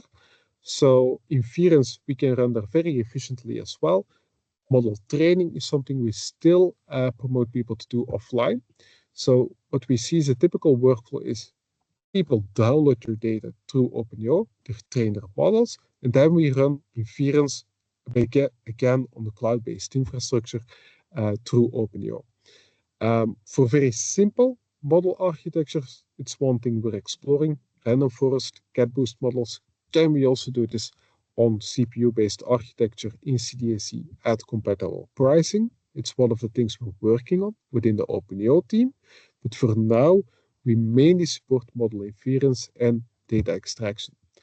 In the last session today, it's a bit of a hands-on session where you can work yourself with openEO. I will actually be there as well to help you. But there we actually motivate you to push beyond the boundary and do a bit more difficult work, or try to do it as well in openEO. And I'll be there to give you some pointers and to help you out as well. Okay, thank you. And one thing for the organizers, I think this would be a bit better if it was also live. So I look forward to meeting you in person and then discuss the things live. This is okay for the time being, just to get to know, but in future for some deeper collaboration and discussions. Thank you. Yeah, I think my email should be shared as well at the end. Simply send me an email and we set up an offline in-depth call. That's perfectly fine. Thank you very much, Hans. Yep. Branko. Yeah, just a short question regarding the connection between data space, openEO data space, and openEO. So we have certain collections there at Copernicus data space, but in the case that we want to add some local data or to apply the same workflow on different kind of data or collection, for example, some NASA collection from their repositories, what's the way we should do it, or is it possible? What we have been doing in a couple of projects is, so we often see this. You want to bring your own data, or you want to use different data sets. It depends a bit on the size of the data, but if you have a public S3 bucket, this is, for instance, something you can request from ESA as well on the CDSE. You can put your stack collection or your data collection there, and we can help you making this data accessible with the openEO. So then you can load it in as well, load in the stack collection, and then you can combine your personal data with also publicly available CDSE data in your workflows for processing. So that's something we often see and we do in all projects. I think, of course, if you say, hey, I need a full Lancet archive, that becomes a bit more difficult because it's multi-petabytes. And then it's really project-based where we need to take a look, how can we actually resolve it? In other projects, however, we have also already explored accessing data offered by a Microsoft Planetary Computer. And for small data size, so not continental maps, we can actually do this. We can load in this data with a dedicated access key. So we take away the complexity for a user of using these multiple platforms. openEO authenticates for you and gets a bit of data over there on Microsoft Planetary Computer. You can also combine this in your workflow. So in all these data offering questions, often best thing to do is also to contact us. Then we set up a discussion and we explore a bit what your actual data needs are and how we can help you actually to make this data available within the CDSE or actually make it available for openEO outside of the CDSE.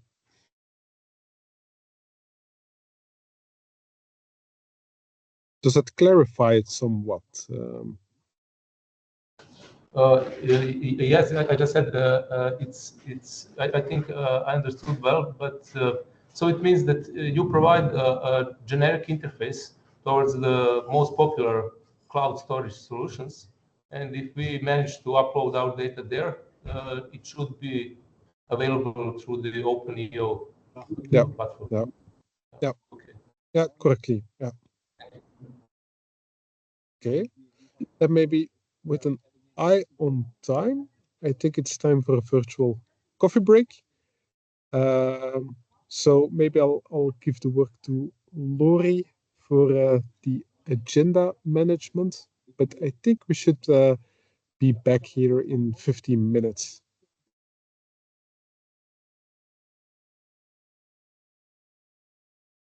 Okay, I don't see Lori picking in right now, so then I just propose that we meet back here at 11:05.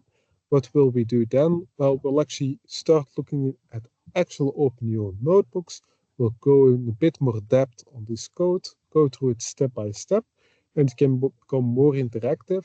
And you're also free to follow along yourself and try out these notebooks while I'm actually going through them as well. And then you'll learn a bit more on how openEO can be used, and we'll explore more complex workflows. So then I'll see you back in 15 minutes. Bye. See you.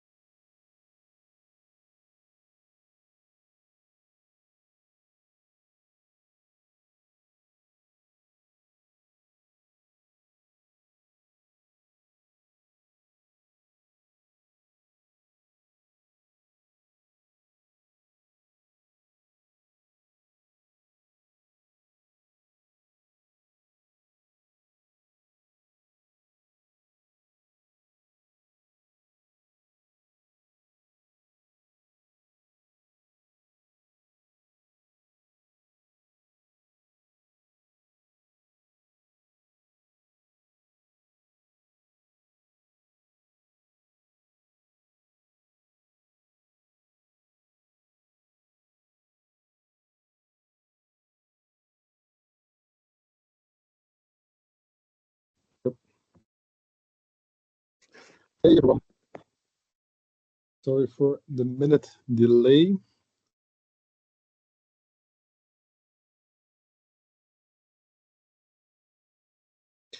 Maybe those already present, could they raise their hands, well, virtually or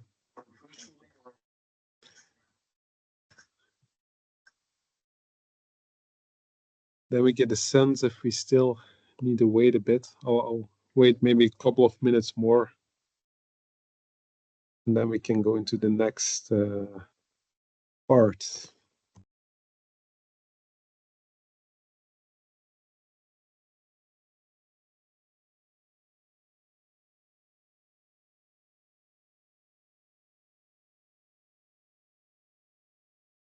Okay, I see that we have 70% here, so then I think we can continue. So we have in total, I think 3 more blocks left. What's the idea? So I gave a brief introduction into openEO in the previous session. So openEO is this general API where we can access various data/processing platforms. For the sessions today, we'll focus mainly on the CDSE backend, which offers European data and European processing capability.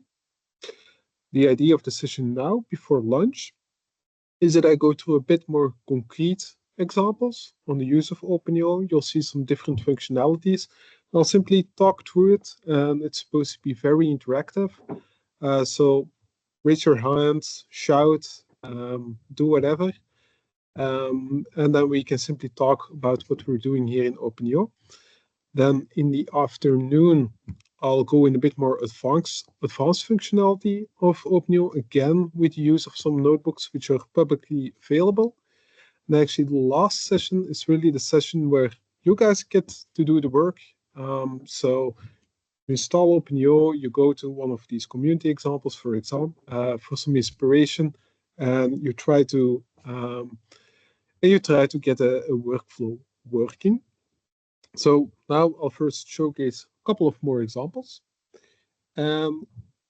If you want to code yourself at the same time, you can perfectly do that as well.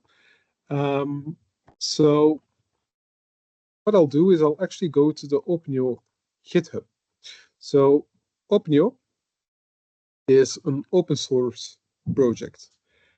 So all code is publicly available and you can publicly see it. So if you're interested in knowing, hey, how is this aggregate temporal being done? Is it scientifically correct? Yes or no? You can simply visit the code. Now, today, in the examples today, we'll mainly focus on the usage of the Python client. So from VITO's side, we have most experience with Python coding. So we heavily use the Python client for openEO, and this is the most advanced one. So this is the one you'll actually see being used. Now, you see openEO is an open source project, and why do you see it? Well, we have quite a lot of repositories, which all related to different projects. Now, the most interesting to you is openEO community examples. So what do we want to do? Well, besides the standard documentation on openEO.org, let's see if I know it by heart. Apparently I do. So we have some standard documentation, which contains an introduction on the Python clients and so forth, and has some basic examples on how do you authenticate, how do you get information on which collections, data collections are offered on this backend, which type of process is actually supported. We also have some notebook examples which show more end-to-end workflows. And the idea is that these notebooks can serve as an inspiration to you, external researchers, on how can I now actually use openEO for my own work. Since our team is mostly using the Python client, you'll also find most information here in the Python community examples. And you see we have quite a lot of community examples. So you may wonder, where do I start? Well, we have this nice overview table, which explains people on what can you actually learn in which notebook. So the obvious place to start is a Getting Started notebook. It's the one we'll start with today as well. And there we get to see what do I actually learn on how I can do it with openEO. Okay, here I learned something about the load collection process. But you'll see we also have aggregate spatial, notebooks which use aggregate spatial. We have notebooks which use masking operations, aggregate temporal, and you can really filter and try to figure out, okay, which notebook serves my cause best.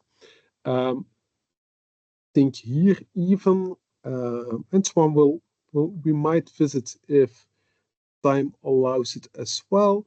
Load Landsat stack.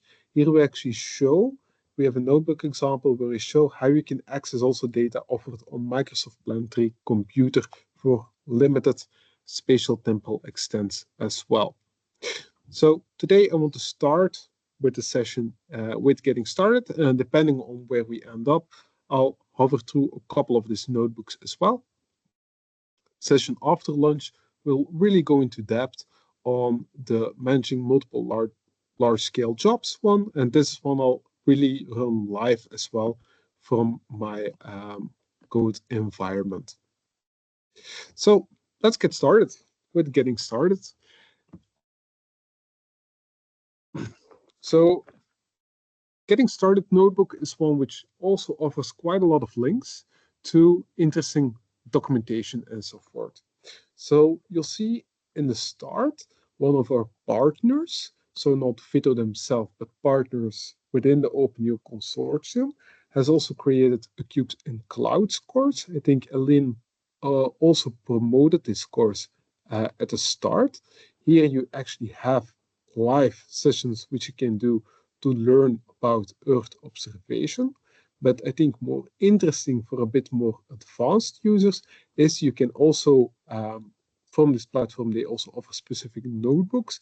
And these notebooks are also really handy for getting started with using openEO. So we didn't want to simply copy them over. So also in this course, there are really nice notebooks on aggregate temporal and so forth, which combines the information on what's happening scientifically and how do I do it with openEO. So I can't stress too much that also the notebooks offered by Cubes and Clouds are an excellent resource if you want to get started with openEO. Now, let's take a look at this first example. So maybe it's actually nice if I simply go through them live instead from the web browser to make it a bit more interactive. So yeah, definitely. New community examples. Let's copy them over. Whoops. Chat.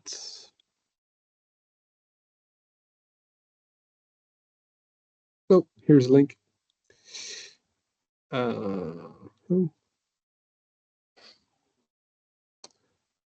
Yeah. Okay. File. So now on my local machine, I'm going to access the various notebooks. Oops.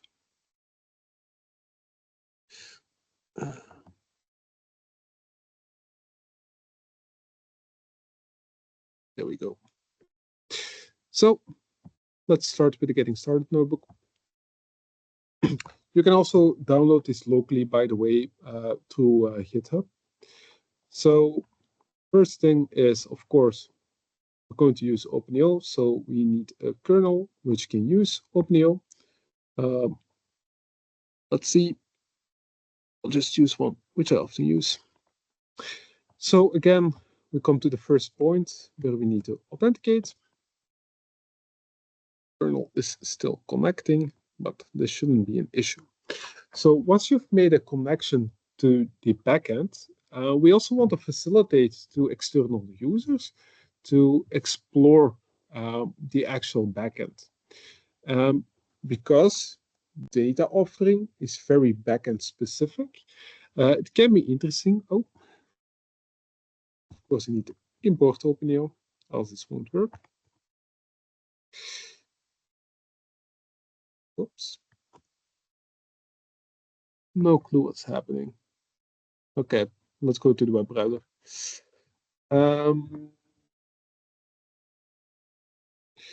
So, getting started. So we want to make it possible for external users also to explore which data is offered. So for standard collections, which are offered by Cloudflare on CDSC, we can list all collection IDs and we get a sense of all the data which is being offered. And if you have a certain collection in which you're specifically interested in, for instance, in this case, Sentinel L2A, you can even ask or request more information. So if you run through this cell, you'll get quite a lot of meta information on the Sentinel-2 LA collection. You'll see, for instance, what's the resolution, what's the area across which this data set is available. Sentinel L2 is world scale maps, but for instance, Landsat data might only be the European data, which is available through CDSC and so forth. Now, when you connect to a backend, you don't only get access to which data has been offered, you can also access which processes are offered. So you can list all potential processes. If you run through this cell, it's going to be extremely long, but you can also get specific information on specific operations, such as temporal aggregation. So while you're working, you can also actually explore the offering of openEO. So let's run through a first standard example again. And first, we'll access the data in which we're interested, and we're creating a cube. So we provide spatial and temporal bounding boxes, and also for the bands in which you're interested for Sentinel-2 LA data. Now, I want to remind you once more, if we run this cell, nothing is really happening apart from us building this process graph. So we're lazily building the process which we'll want to run on our backend. You can see it as building small blocks of your entire algorithm. And it's only when you press execute that the algorithm starts downloading data and processing the data. Now, the previous example, which I showed, we stopped here and we downloaded the raw data. However, in most cases, you're not that interested in the raw data, but you want to process this data in the cloud as well. So in this case, I'll show a small example on how we can calculate EVI. So openEO has some built-in processes, which you'll be able to find if you list all processes for calculating very well-known, often used indices such as NDVI. But it may be that you want to use a more advanced or personal processing chain for your data. So then you can actually build this up as well and use it through openEO. And this is what we want to showcase here. So we have our fictive cube, which only contains for now meta information and doesn't contain any data. And on this fictive cube, we'll actually start to build a processing pipeline. So again, nothing is happening. We're just telling what it needs to do later on once we press execute. So what you'll see is for this cube, we access each band individually. So we say, well, we're going to split off this entire cube in 3 different smaller cubes. We have the blue, red, and near infrared. So we've loaded in all the bands together, and then afterwards we split them up again. And to each separate band, we do some scaling. Now, to calculate the EVI, we want to do some bound math. So we want to subtract, sum these different individual cubes or individual bands in openEO. And so each of these is now a band, is now a cube. It only contains one band, here p.2, here p.4, but it contains all temporal timestamps and all geospatial timestamps. Then we can simply define with this openEO cubes the band math, which we want to do. Here an algorithm, don't know it by heart, some subtraction, some normalization, I guess. And what we can then do is, we're not interested in all potential time steps, we're only interested maybe in the maximal result across our entire temporal range. So we can add an additional max time step and we can save the result. Now I'm going to try either way. I saw I had some issue in the beginning to do this live as well. So let's see if this is the issue. If I have a malfunctioning kernel. Oops.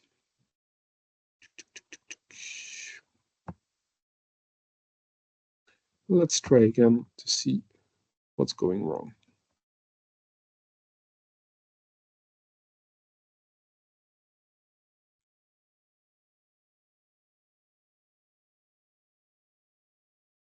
Okay, so my kernel was malfunctioning. Now I'm nicely logged in. So we went through the introduction and now we can see a bit how it's handling live. So we connect to our backend. As I've said before, we can explore the different data offerings. In this workflow, we'll use simple 2LA. We can get a bit more information on the actual data. We can see, does it span actually the area which I'm interested in processing? Does it have the data for the years in which I'm actually interested? There's often a common error that people say, hey, my workflow isn't working. In the end, we're trying to use data outside of the available temporal or spatial range. So it's always nice to double check before you try to run something. And we can see which bands are actually available in this data cube. And get a resolution of each of these bands. So, same thing, we can list all processes in which we're interested, and we can get some more information as well on specific processes, such as aggregate temporal period in this case. So let's scroll downwards. You see, it's a long list, lots of information in the notebook, so I don't want to go over it in too much detail. But we'll load in our collection and we're getting bands p.2, p.4, and p.8. If we go back to the actual information of symbol 2, we can see p.2 and p.4 are in 10-meter resolution, p.8 is in 10-meter resolution as well. Now imagine that you would use p.2, p.3, and p.1. Then we see, hey, all of these have different resolution. These two are in 10 meter, this one is in 60 meter resolution. If you work offline, this is one of the complications you need to tackle yourself. And if you want to do then math between these different layers, you'll need to upsample these individual layers to all have the same resolution. This is one of the complications we, for instance, take away with openEO. It's done for you. When you actually load this cube and you do any processing, it will automatically resample all the layers to one specific resolution, the smallest one, unless you actually specify that you don't want this behavior and you want to keep your original resolution. And so these are all these small things where we try to take away a bit of the complexities for external users. But in this case, it wasn't required. So we load our collection of interest and we split off our different cubes. And it can be interesting now to take a look on how do these different cubes actually look like. So Sentinel-2 cube, this lazy cube we established, we can see has a certain temporal extent or bounding box, and it contains all the bands. This is just a load collection operation. What does this blue actually become? So for blue, we told it, hey, please select the p.2 band and provide some scaling. If you now take a look at the processing graph, you can see we added something in addition to it. We're doing a reduced dimension. And remember, this is one of these operations which I introduced in the beginning. We're going to reduce our cube along one of the dimensions. We start with a 4-dimensional cube, Sentinel L2, which had 3 bands, a spatial and a temporal resolution. And now we collapse this collection. We say, well, only keep band p.2 and throw away the band dimension and create a 3-dimensional cube, which only has spatial and temporal initials and 1 band. So it's a single 3-dimensional cube. And we do this for blue, red, and near infrared. Yeah? So red will look exactly the same, just taking a different band in this operation. Then we can provide some band math, and this is also going to be an interesting one to take a look on how the processing graph now looks like. So here we actually combine now multiple cubes, and openEO is smart enough to realize that it can do this operation simply from its initial load collection. So openEO tries to take away this complexity, and what it realizes when we're building up this processing graph is, hey, actually, I don't need these 3 separate cubes. I can do this computationally more efficiently for my original input cube. So it realizes I'm using different layers of my original cube. So based on this original Sentinel L2 cube, I can actually directly calculate reduced dimension, and this will provide just a cube with temporal dimension, spatial dimension, and 1 band layer, namely a EVI. So openEO does this for you. You don't here see it needs to split off 3 different small cubes, re-merge them again.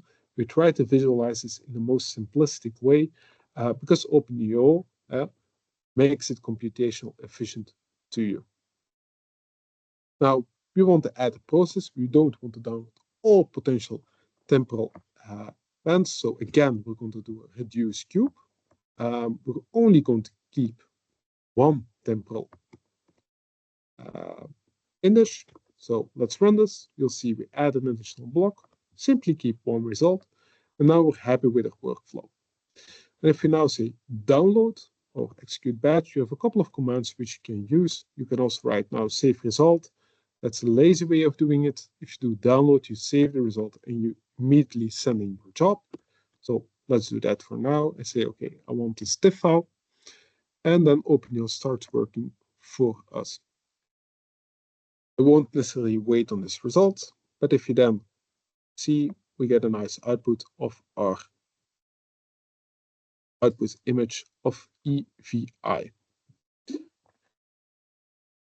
Before I go to maybe a next standard bit basic example, are there any core concepts here anyone would like some more information on?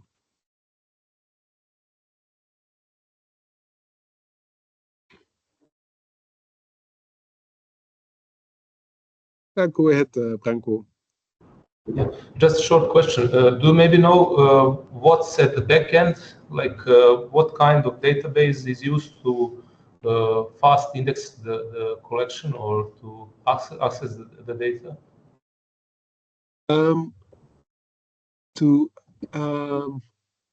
So for processing the data, we mainly use GeoTrellis. So that's some Scala code which is used there. For accessing the data itself, we mainly rely on Stack. So all the collections which openEO can use need to be made Stack compatible. So we always onboard cloud optimized GeoTIFFs and we put them in a Stack collection. And then once we have the Stack collection, we have some basic functionality in openEO for actually reading Stack collections. So that's then purely Java code to access the data in the resolution you're interested in, or across the spatial box you're interested in. And if you go to the open source repository from openEO, you can actually read how we actually do it with Java. So that's openEO backend code. I didn't hear the first name of the library, but if you have a link, or it would be great. So for accessing data, we just programmed that in Java.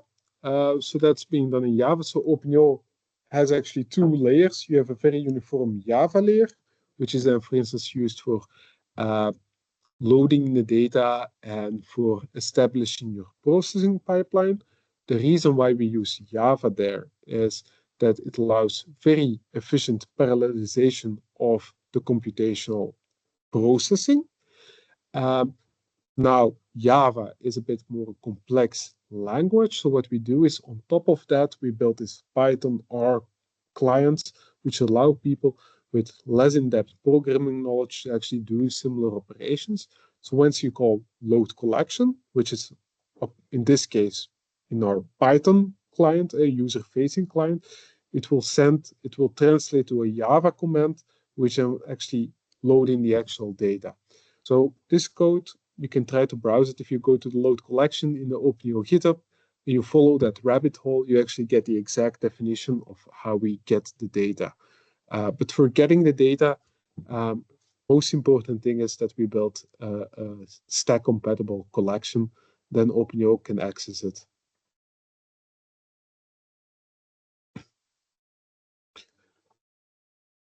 Okay, then we still have some time left, so I want to go through a second bit more advanced but also interesting example. And it delves also a bit in the stack concept, so that's always nice. So in a load stack, we also have an example on load the Landsat stack. So again, similar workflow as shown in the presentation on the slides.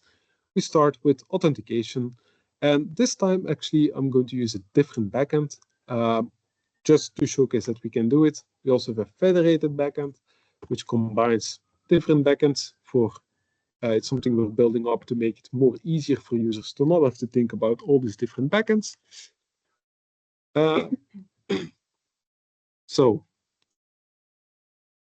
we'll probably need to authenticate. Okay, authentication is fine.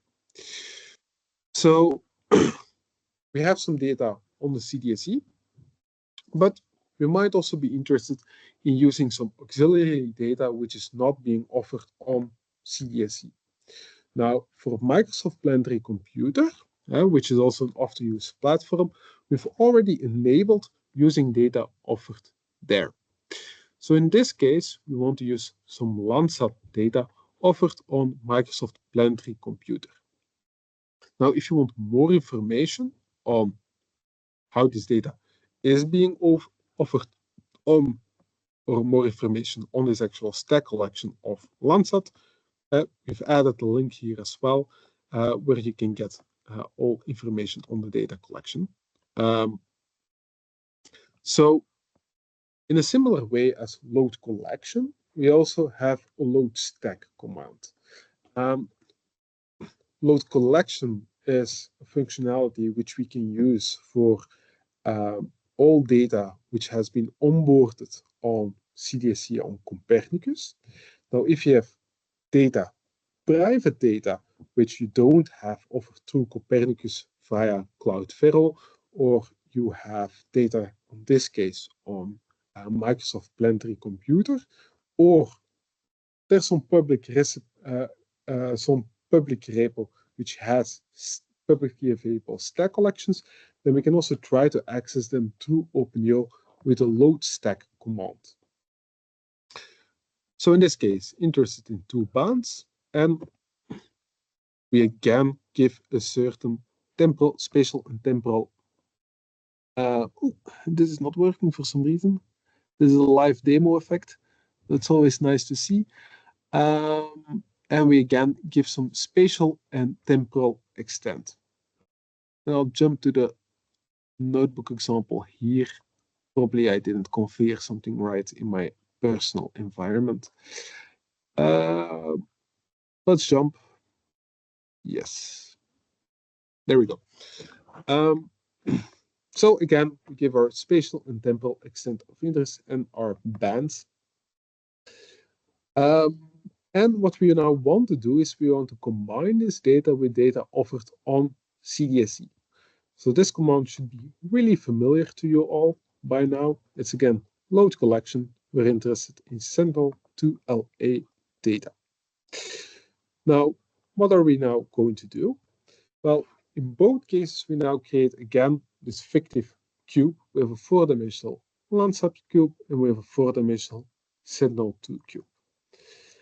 On both of these cubes, we can now use openEO processes. I think, as we've shown before, openEO has some standard processes which you can directly apply on openEO cubes, and NDVI is one of them. So if you run .ndvi, it does the bound mod for you by subtracting a normalization in a proper way to directly give you a cube which now contains NDVI instead of the individual bands.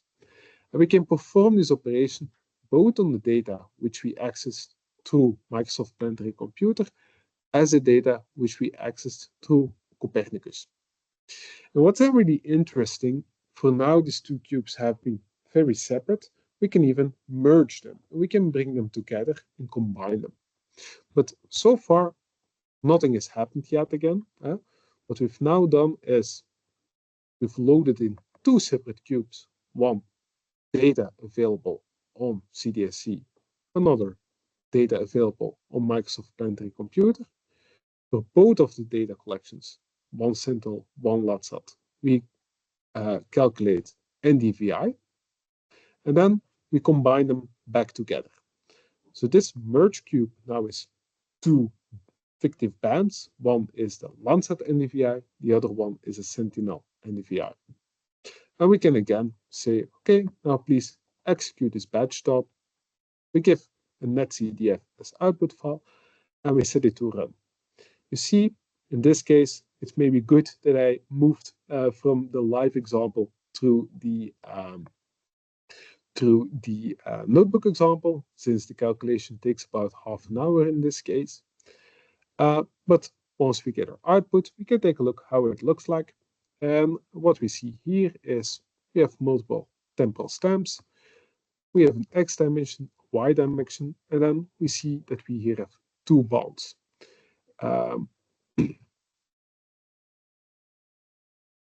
Okay, so that's our raw NDVI data over cube, over raw cube. Now comes, I think, the next step which we can do is, for now, we merge them. What we can do is we can also get some median information. As explained before, we might not be interested in all possible time steps. As we see here, it's over 1,000 time steps in this case. So we want to reduce that, and we want to take the median, but we want to avoid all time steps which don't contain any data in this case. So we can process this cube as well, and then we can download it and take a look of how our data looks like. And here we now see this merged result. So what we did is we got Landsat data, I think for between 2016 and 2023. For Sentinel, we know Sentinel only started in 2015.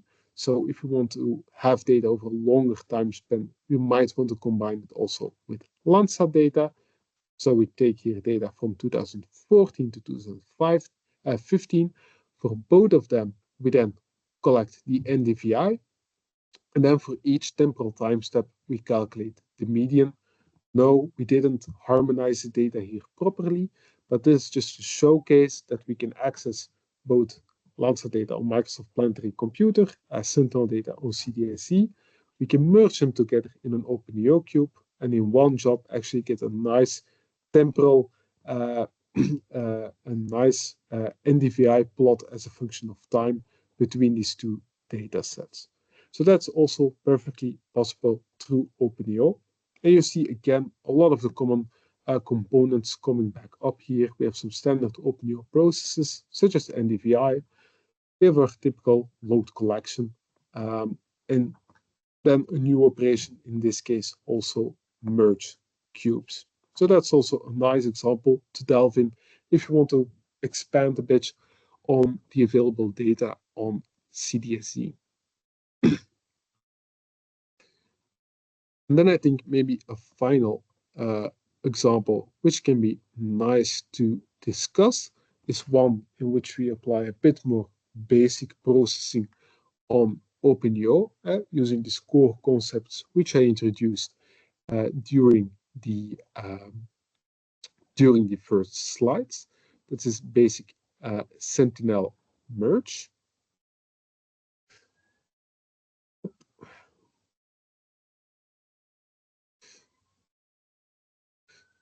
So here again, we'll build a bit more an interesting processing pipeline than the standard bound mod, which we've been doing so far. So until now, we've been simply loading in data and we're giving some maximal cloud cover. And we only take the timestamps where we don't have a lot of clouds. Naturally, this isn't as beneficial to throw away entire observations if, on average, they have quite a lot of clouds. Because it can be that some pixels are not clouded. We actually want to use this information. So, but we're doing quite a lot of workflows of, instead of setting a very low maximal cloud cover, we create a cloud mask and we mask our data. And in that way, you get quite a lot of timestamps, all containing separate pixels where we didn't detect any clouds. And that way we keep as much of data as we can.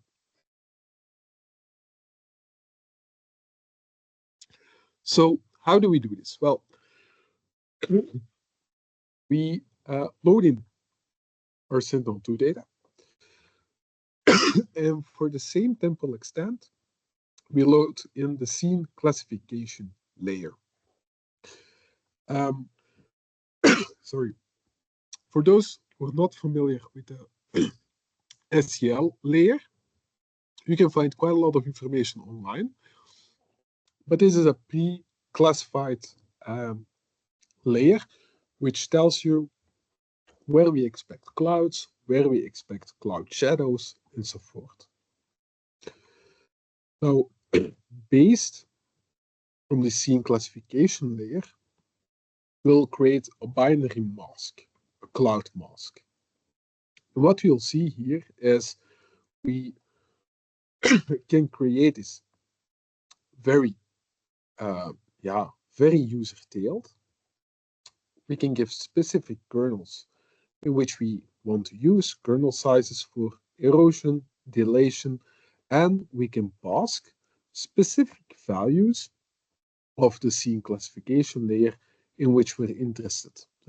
So if you want more information on this, how does this process actually work, what I typically advise people to do is, or what I personally do is, I go to the openEO GitHub,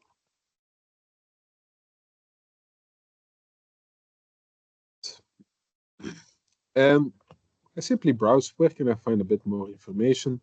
I'm working in the Python client, and I want to understand how 2SEL dilation works. Let's see. Whoops. If I can find some more information here, or if it's written in the backend, in the Python driver. So, yes, there we go. Then we can get a bit more information on the openEO process 2SEL dilation mask. Here we can find the process graph of how it actually works. We can see it takes in an erosion kernel to take away some noise. we have these two different masking values, which has some default values on which layers of the scene classification in which we're actually interested in.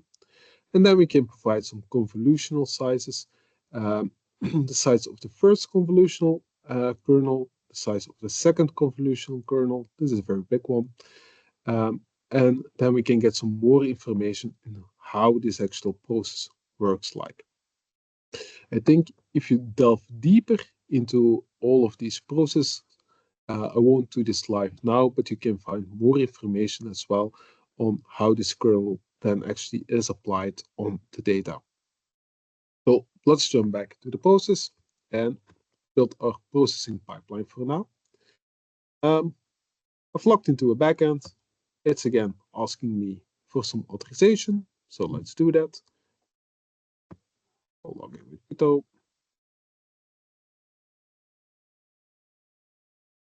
Yes. There we go.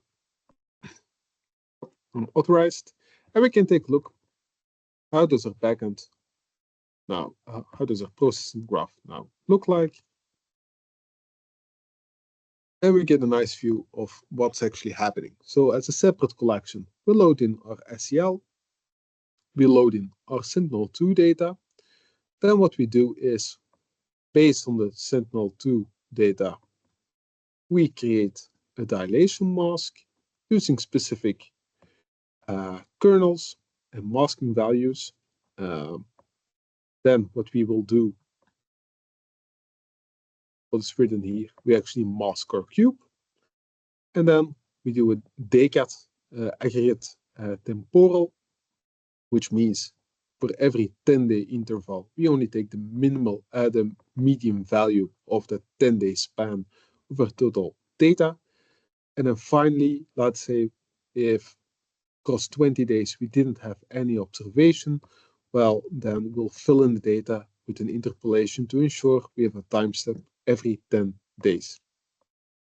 And we can see this back in the processing graph. Again, we mask our data, and then we perform our aggregate temporal processing to get our decat, or temporal decat data cube, and we will fill it in as well. And then finally, what we then now can do is we have one processing pipeline for Sentinel-2 data. We can also establish a separate one. Let's say we're also interested in Sentinel-1 data. We can get a collection for Sentinel-1. Sentinel-1, in this case, we don't need to filter on, we don't need to do any cloud processing, since Sentinel-1 is radar data-based, so it's not sensitive to the clouds. However, we do need to do backscatter collection. So we'll post-process our data with some backscatter collection, and again, do this decat compositing to create our Earth observation composites. In this workflow, we want to get both the Sentinel-2 data as the Sentinel-1 data. We can do this in one openEO job by merging these cubes. Let's see how our total processing pipeline is starting to look like. Yep. It's becoming more and more complex. We see again the part which we remember from before, loading in the Sentinel-2 data. However, what we've added to it is we've added an additional loading in block for Sentinel-1 data. And on this Sentinel-1 data, we'll do our backscatter correction if required, and we also do our temporal aggregation. And here, all the way at the end, we actually merge our openEO cubes. So by looking at these cubes and these process graphs is a very intuitive, interactive way to show how your processing pipeline works. And it also helps that if you have non-expert users, you can actually hide the entire openEO complexity of what's happening under the hood. And you can only expose them to this visual box-based graphics on how the algorithm looks like. And that makes it a very easy way for sharing this workflow with externals as well, because you have some freedom in tailoring how and what you actually want to share. You just want to share the visual view with them and take away the complexity of the code we're building here? Well, that's entirely possible. Then one more advanced thing which we can do. So you can see we're ramping up in complexity. In this case, we're going to use this apply neighborhood. So what you could do is on this cube, you can add an additional process. This one is not doing anything, by the way. You can add an additional process. What we'll do is simply, in this case, scaling the data. Nothing special, but you can fill it in any way you want. So here, what you could do is have some machine learning inference. You could have a dedicated smoothing kernel. You could have very advanced statistics, temporal statistics running on your cube in order to select specific timestamps which have the best quality of data. Within a UDF, all goes, you can put in all your code which you want there and incorporate it in your openEO workflow. So on this section, we'll have a very dedicated session tomorrow on how to work with this UDF concept. You can see the processing pipeline comes a bit longer. We had the merge cubes, and here we're doing this apply neighborhood operation. What is this apply neighborhood operation going to do? It's going to have kind of a convolutional filter which runs in blocks across your data. The block has a size of 112 by 112 and some overlap of 8 by 8. If this sounds complex, we'll delve in more information in this in a dedicated session tomorrow. And then finally, we can actually start running this job as well. And there we go, we launched our openEO job. So this one can take a bit of time. So let's already take a look at how the result looks like. Once we've downloaded our local data set, we can take a look what's actually in it. Well, what you'll see is what we did in the workflow. Well, we got Sentinel-2 data, we did our masking, and then we got aggregate temporal composites. So we calculate Sentinel-2 composites. We were not only interested in Sentinel-2 data, but we want to incorporate also Sentinel-1 data to also get Sentinel-1 composites. So we combined them here. So our output cube now contains composites of band 02, band 03, and band 04, which are our Sentinel-2 composites. But we also have composites for VV and VH of Sentinel-1 data. We've all calculated this in one openEO job. And I've said before, you can always visit this openEO web editor also to get some more information on the actual data which we derived. And this is the last thing which I wanted to show. And I think the takeaway message for me here is, you might have seen me doing things here which you think code-based, this looks complex. But then the strength here of openEO is this process graph visualization. And openEO has built-in tools which allow you on this marketplace to actually save this process graph and only expose this process graph to external users. If external users then want to take a look on how is this compositing occurring or how is this workflow occurring, well, then they'll see this visualization. And in this way, they can try to get an abstract idea of what's actually happening. And that if they're actually interested in specific parts of this workflow, they can take a deeper look into the code and dig a bit in the openEO GitHub code, which is open source, so you can see what's actually happening for all these operations exactly under the hood. So depending on your own level of experience in coding or within consortia or support, you can really tailor which information ends up with whom. And tailor your message a bit to the target audience. So yeah, this job is running. I won't wait till it's fully finalized, since it might take time, especially since we're doing some backscatter collection. But with an eye of time, I see we have roughly 5 minutes left. So it might be nice to fire off some questions if there are any.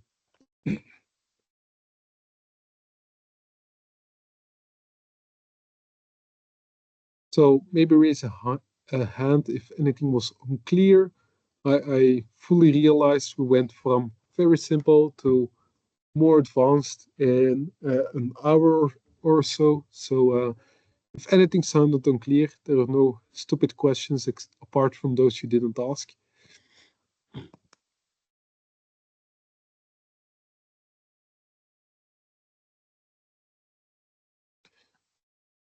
Yeah, go ahead, Branko.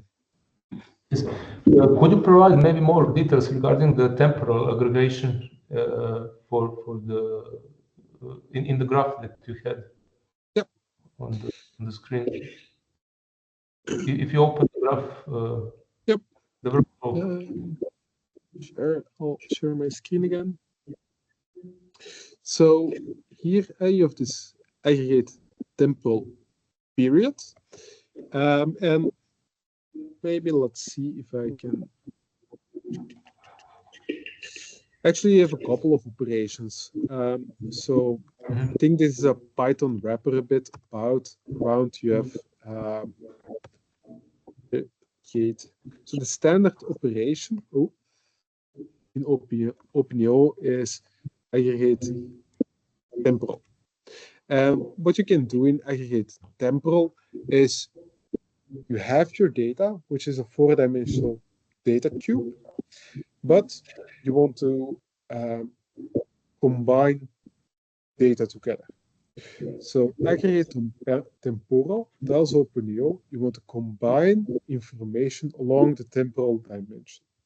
So what does aggregate temporal period do?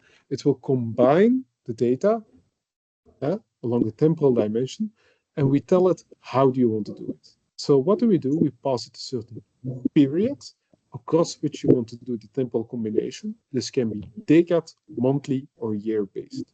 So depending on your choice, you'll combine the data per year, per month, or per 10-day interval. You also can tell openEO how you want to combine it. So what it will do in this case is we take the median. So we have our timeline, we have a long cube, and maybe it's interesting if I simply jump also to the relevant slides. On this temporal aggregation, this is spatial aggregation, so yeah, so let's take a look. We have a 4-dimensional cube, which contains quite a lot of timestamps of Sentinel-2. We have an observation every 5 days, but we also have clouds. So what we did is we made nonce values of all the clouded pixels. So now we have a cube with a 5-day interval on which all the clouded pixels were set to none. What we'll do in this temporal aggregate period is, in this case, for a decade, so every 10 days, we'll actually combine them and take the median value. So what we end up are composites, which contain the median value across this 10-day span on each timestamp. So instead of going to 5-day periods, we go to 10-day periods, and each value in your cube is the median across a 10-day period. What's the benefit of this? Well, you throw away quite a lot of data, you reduce your data cube quite a bit, and all these non-values, which you created through to this masking operation, might fall away as well. Because if you now have a data cube on which, let's say, one timestamp was fully masked with a non-value, well, they have thrown away by this median operation because you now only keep one value across this 10-day period, so you kind of ignore the nonce. And this is one way to create composites, which is often done in all the projects we actually support, because then on these composites, you train your machine learning algorithm, for instance. And here you see it really nicely as well on spatial aggregation. We have this nice example worked out. So you can imagine it in a similar way. Here we gave a polygon and we do a spatial aggregation. What we'll do then is for each band, we kind of fictively cut out of the data for each of these polygons. And then we have this reducer operation. For each polygon, we get one value, the median value across this polygon. So spatially, it's very easy to visualize what's happening. Temporal, it's a similar way that we have a bounding box of 10 days. And each area of interest, we actually calculate one value and we kind of collapse it. And in the case that for a decade, for 10 days, you have 6 non-values. So then you need to interpolate, and that's the next step in the graph. Am I right? Yeah, so then actually what you'll see is that DCAT, when you do your temporal aggregation, will be non-existing. So it won't contain anything. And then it depends, well, you don't have to do it. If you're interested in pure raw data, then you know, well, I don't have any raw data available. I don't do anything with it. But for a lot of machine learning networks, especially if you use CNN type networks or so forth, they have a very specific need on the size of their input data. So it can be that you trained your network on monthly composites and you're sure that your input vector is going to contain 12 values. So then you want to interpolate actually this temporal period and fill in with nearest neighbor or with cubic spline and create some fictive data for your neural network to also act upon, because else your input value would be invalid. So that's one of these cases where we often then see this temporal interpolation occurring in combination with machine learning. Thank you. Thank you. Okay. Then I think I've already overloaded you all with quite a lot of information. So I suggest we go for lunch and take a small break. And then after lunch, we'll go into even more advanced concepts and we'll get our hands a bit dirty and start toying around with openEO ourselves. See you all in the afternoon. See you. See you. Thank you. See Bye. you. Thank you. Thank you.